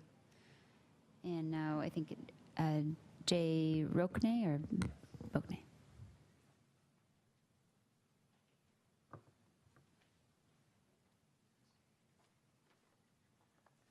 Actually, that's Rockney, Jay Rockney. I'm a resident of 1218-206 Place, Northeast Sammamish, for more than a decade.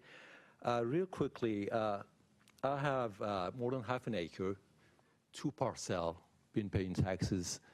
I got lucky a few years ago, and I got married, and I have a 3-year-old. I have a house that's about 1,700 square feet, and unfortunately only has 2 bedrooms, one in the basement, then the living room, and the other bedroom, the only other bedroom on the 3rd level. And so the owner originally, 4 years ago, when he built the house, he got permission for 3 bedrooms, but he couldn't afford it. He chose to, for whatever reason, he built 2. So last few years, I've been coming here to get a permit for additional room for my daughter on my impervious concrete driveway, which is huge. So the engineers, the fine engineers, have said, no problem, all that. As of January 2017, there was this ordinance code that because I am on the critical drainage area, automatically triggered review. Review is fine. But then other engineers led me to believe that potentially I have to be these very, very costly pipes to the Inglewood because I'm in critical. King County has always had this, less than 500, whether it was impervious or non-impervious, it didn't trigger review. I'm fine with the review, but again, I was led to believe that possibly I have to go ahead and go through the cost. So thank you, Jen, if I understood you correctly. By the way, all of you guys are a lot smarter than me. I'm coming back here, and I'm in medical field, and the codes and all of these gave me a headache, believe me. And I had a King County engineer, professional of 25 years doing this, came to assist me. And honestly, being in medical field, I said, thank God I'm in that field and not, not engineer. So all I'm asking is that for you to please consider, and I know Tony just said 1,000, to modify the stormwater codes to pre-January 1st, 2017 regulation, not requiring drainage. And if it is a drainage review, again, doing something, so I won't have to go ahead and just for 1 bedroom on, again, I'm repeating, I know that. But I think my case is unique. And I just said 2 tax parcel. I'm not even, right now I have this immediate problem that I don't want to put my 3-year-old daughter, 3 floors down below me, right, in the basement. Just 1 additional room, and what Tony is recommending to please consider. And then the exemption she said, for cases like me, where And one last thing I'm going to say, because I really, really need to, and I want to do this, and I have to I've talked to these professional engineers who've been working with this Sammamish, do this business about, let's me do the review. What do you think? I'm going to have to, and they all, on the phone, I could see the smile on their face. So like the net effect of the drainage, right now is all concrete, huge driveway. It's going to my land, right? It's not going to affect when I put this one bedroom, right? So this code, and I know, again, like Jeff and everybody in here, I don't want my house, believe me, I love myself too much for my house to be drained, go down the drain with all the rainfall. But we're talking about real life here, and for, cases like me, to please have it so that it could, even if it's reviewed, not to allow me to have to, because the net effect, all the professionals, all the engineers, even I could see, they don't tell me that the city faces from this rule that came to be is the fact that it's not going to really change the runoff, but it's a code, so potential after that. Hopefully I make sense, and I'm a little emotional, and so hopefully you follow what I said. And I have it in writing, and I'll go ahead and pass it to you later if you want it. Thank you. Thank you for the comment. Okay, Jennifer Pintonyak. Jennifer? No? Okay. Jacob Pintonyak? Maybe both gone. Okay. Ernie Machard? Marchand. No need to speak tonight? Okay, thank you. And Mary Wichter.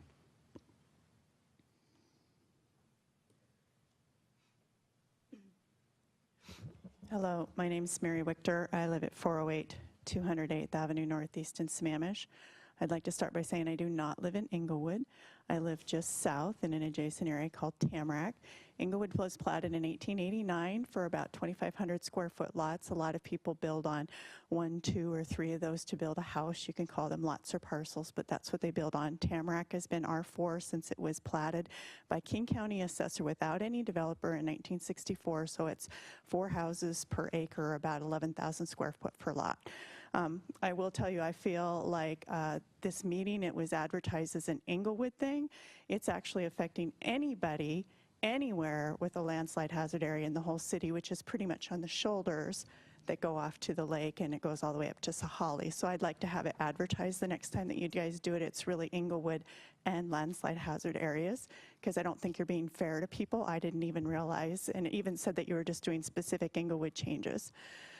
The second thing is maps are utterly key and important. We were able to get a landslide hazard drainage area buffer added to Tamarack because it was missing one. I believe that's in the adopted map as of January.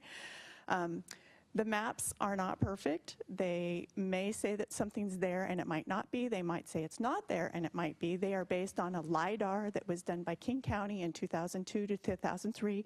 There was a recent LIDAR that was done in 2016, but the King County staff hasn't had time to update that. I don't know when they will. It was not done offhand on things, but it's a great starting point for landslide hazard areas and erosion hazard areas. The no disturbance area for erosion was kind of a blacker thing, and that one's older, but the landslide hazard area, I did confirm with King County staff that. As far as drainage codes, in the past, Tamarack is in an area that has a belly band of landslide running through it, and people could build, and when they build, they didn't have to use a reasonable use exception. They could just build as long as they said it was stable, and because of that, sometimes drainage reviews weren't done, and there were a million ways to skip out of getting a drainage review, and the problem is Tamarack has 210 lots. I believe Inglewood has over 500. I live in the middle sub-basin in Tamarack, where there's kind of a chain of houses. 20 houses have been built above me, many without drainage review, and you will notice that even if those houses were only 1,000 square feet of impervious surfaces, 20 times 1,000 is 20,000 square feet, and it would make sense to have a detention pond, but the city only looks lot by lot. They never look at the cumulative effects. And because of that, even if you build 5 houses at 1,000 square feet or 3 houses at 2,000 square feet, you should be having something done and not. There were a lot of houses built in Tamarack. There is not a tight line, despite it being in code since 2005. I believe the original critical areas ordinance were, and I learned that through John Cunningham, who used to be the Public Works Director. So the problem is you have cumulative effects. You have have things that happen. Landslide soils are they're outwashed. That's where the glacier came. And then when it left sandy soiled, so the water goes through it. Your geotech will go, hey, this takes lots of water. The problem is it goes down, it hits a layer, it pools, and it hits people lower down. You don't know where that's going to happen. So the people are responsible for their lot, but the city should be responsible for the wider area. That's not happening. Tamarack's been like a pilot project for that. A lot of homes have been built. They've used little dispersion trenches that are sized by whatever King County manual, and the 1998 version has been allowed all the way through last December. And they're just putting water in the ground. The 5 emergency ordinances that were done between 2014 and 2016, the city said, we realize in landslide hazard areas that deleterious discharges happen if not tight-lined. But they allow building, they still allow building. There are 6 lots above me that can build, and there's no moratorium, but they're not doing our CIP, and last night they kicked out possible funding for that to 2020. So I feel really hectic about this. I understand the 500 to 1,000 square foot because I know the city doesn't want to say anybody's lot or parcel is unbuildable, but I will tell you, when you're building 5 houses at 1,000, you really need a detention something somewhere or a pipe somewhere, particularly when you're on a plat like this, it's not that unstable. When you're on a plat like this, it is unstable. And what I'll tell you is you can have dirt that is stable at a 50 to 75% slope, and this is reading off King County's slides. It's stable, but if you put water into or on that slope, it's only as stable as a 15% slope. Landslide hazard areas are between 15 to 40% slopes for soils based, and as soon as you're over 40%, it's supposed to be steep slope based.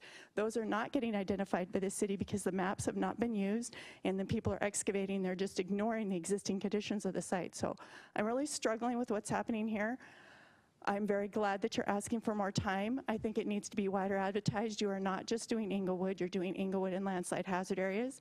I actually believe I was the person that got you kicked off on the critical drainage areas term because I read it in the code. I'm a software designer by heart. I really hard code. I worked in core operating systems. And I said, hey, you've got a hook in the code here. Critical drainage areas allows you, the city, to have the director to say, hey, we really need to look at this lot because it's like this. We don't need to look at this lot so much because it's like this. This one's above a landslide, this one's below.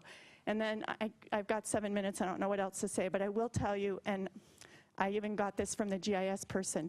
The yellow area is landslide hazard drainage area, which is a drains too, and the golden area is landslide hazard area.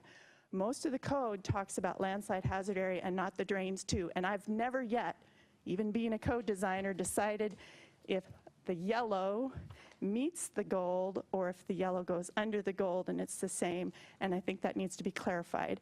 So I haven't read a lot of the 2016 King County Surface Water Design Manual because I've had to spend so much time reading the older ones with what's been going on in my area, but I think there are things that need to get done. And I guess my final concern is in this packet, you actually did include some feedback that I had sent in to try to be helpful to the Inglewood area as well as the Tamarack area. It's dated December 9th, and it has a lot of questions and suggestions for use, and I don't think any of those have been answered. And there's even a part in here where I had written Stephanie Sullivan, who's currently one of your design review engineers, and I said, hey, if you're doing a project like paving a driveway and it's going to be 1,000 square feet, can you pave half of it, 500, pave half of it, 500, and get under the threshold? And she did a really good job answering and saying, nah, you kind of have to see that it's a phased project and it's going to be the whole thing. But they never put a time limit. So what's to prevent somebody from building a 1,000 square foot impervious surface house, which actually can be a very large house, and then adding porches and decks and stuff and dumping more water down on the people because no drainage review is ever required because they did the 990 square feet, no porches, decks. The next people moved in and said, hey, this is stupid. I'm going to add small decks and porches or whatever would count or pave my driveway, and then all of a sudden it's over and the people down here are getting the water, and you can't get a CIP done for the next 5 to 10 years. Even the Growth Management Act says the city has to have existing and future homes with adequate facilities, which are not. So sorry to complain, but I really think there's a lot of things to talk about. Thank you for the comment. So, yes, absolutely. after Mary's comment, I was wondering if, as a follow-up, the map that we have up there right now, it looks at the Inglewood Historic Plat for sure. But I had noted that in the meeting, it had said the emergency had applied mostly, but not only to the Inglewood Plat. So maybe we need to take that wider map look the next time we meet to see I mean, just go back to your regular landslide hazard area map so that we understand and that the public understands that this will affect outside even of Inglewood. Does that make sense? Yeah, I can do that. Yeah. Thanks. Okay, go ahead. Hello, my name's Ernie Marchand, 1511 208th Avenue Northeast. I do live in Inglewood Hill. I'm an individual, I'm not a developer. I do own a home, which I built almost 10 years ago. And it is one of those houses that's just under the 2,000 square foot threshold. But frankly, I'm surprised that there's such an issue with that, because we're required to do tight line, we're required to have geotech, required to have all sorts of engineering to make sure that it was safe, that it drained, and that it was adequately protected our neighbors. It wasn't an easy process working in the city of Sammamish. On the other hand, I think that they were reasonable and fair working with us. But it was a lot of work. As an individual, I had never done it before. It was a very daunting task. I would also like to remind a couple of simple facts. Inglewood is an existing plat. It's been there for over 100 years. And so one person made a good point that 90% of the property is already built. So please don't look at this as if it's a new subdivision. I do think that there are some challenges with Inglewood because it is such an old plat, but frankly, it seemed like it would be prudent to finish it up. Don't put more restrictions on. Land's becoming more and more scarce. You talked earlier today about future housing and whatnot. These sorts of things, when you go from 2,000 to even 1,000 square feet, which when I start thinking about, well, what about a deck and what about a parking pad? I mean, there's 550 square feet right there, potentially. Obviously, you have to work with what you have. But 1,000 square feet is a very minimal number. 500 is impossible. 500 makes the properties that we bought years ago effectively worthless.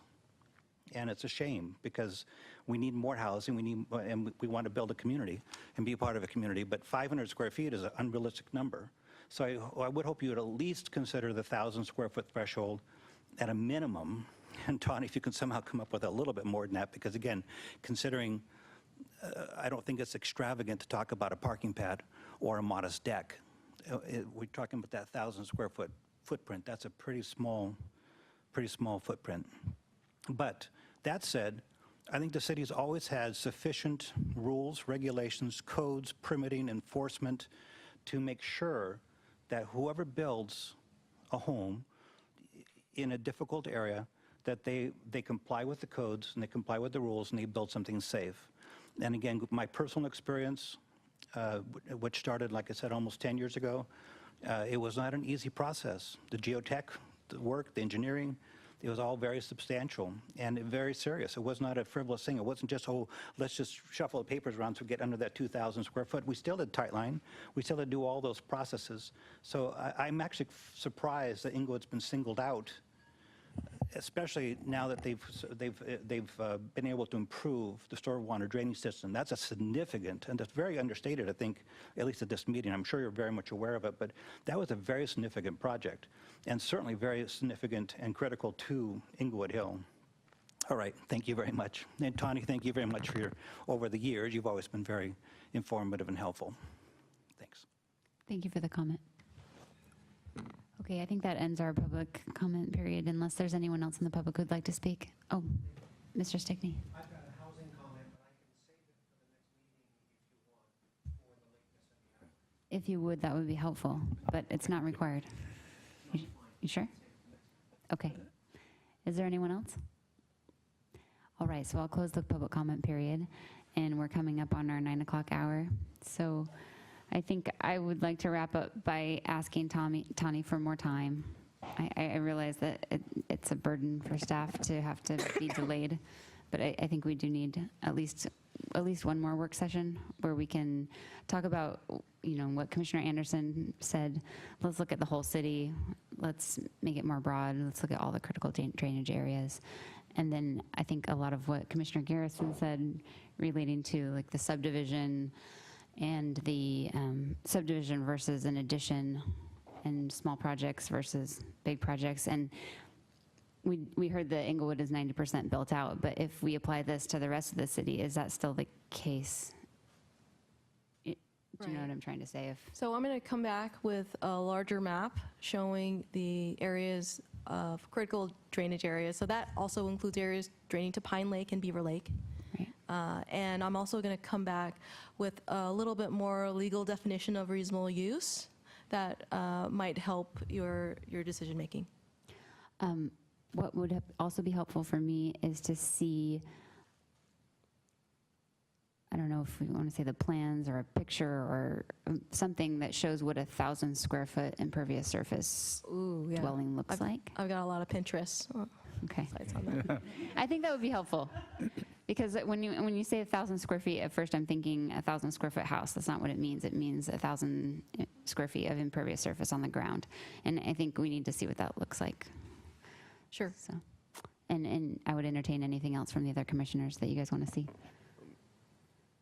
Forgive me if you've maybe provided this before, but maybe the definition of the impervious surface is, what are we talking about? Is a deck that has slats that the water can go through, is that an impervious surface? You know, what kind of things are impervious, qualified as an impervious surface would help with that 1,000 square foot picture. And I don't know, it might be the risk of making it more, it'd be neat to see some real quick 5-minute overview of how this drainage issue is solved with this new the new pipeline CIP thing, you know, this new thing that you did for Inglewood to solve it, you know, just where it's at. You said something about everything south of Inglewood Hill, it is not benefited by it, so that's, looks like, you know, greater than 50% of the plat's not even benefited by that. So it doesn't seem like it totally gets rid of the potential concern that was there before, but it'd be nice to know a little bit more about that, just as a kind of a case study. Yeah, really good point. Anybody else? Okay. With that, I would entertain a motion to adjourn. I move we adjourn. Second. There's a motion and a second to adjourn. All those in favor of adjourning, say aye. Aye. Anyone opposed, say no. And we will adjourn. It is 9:03, I think.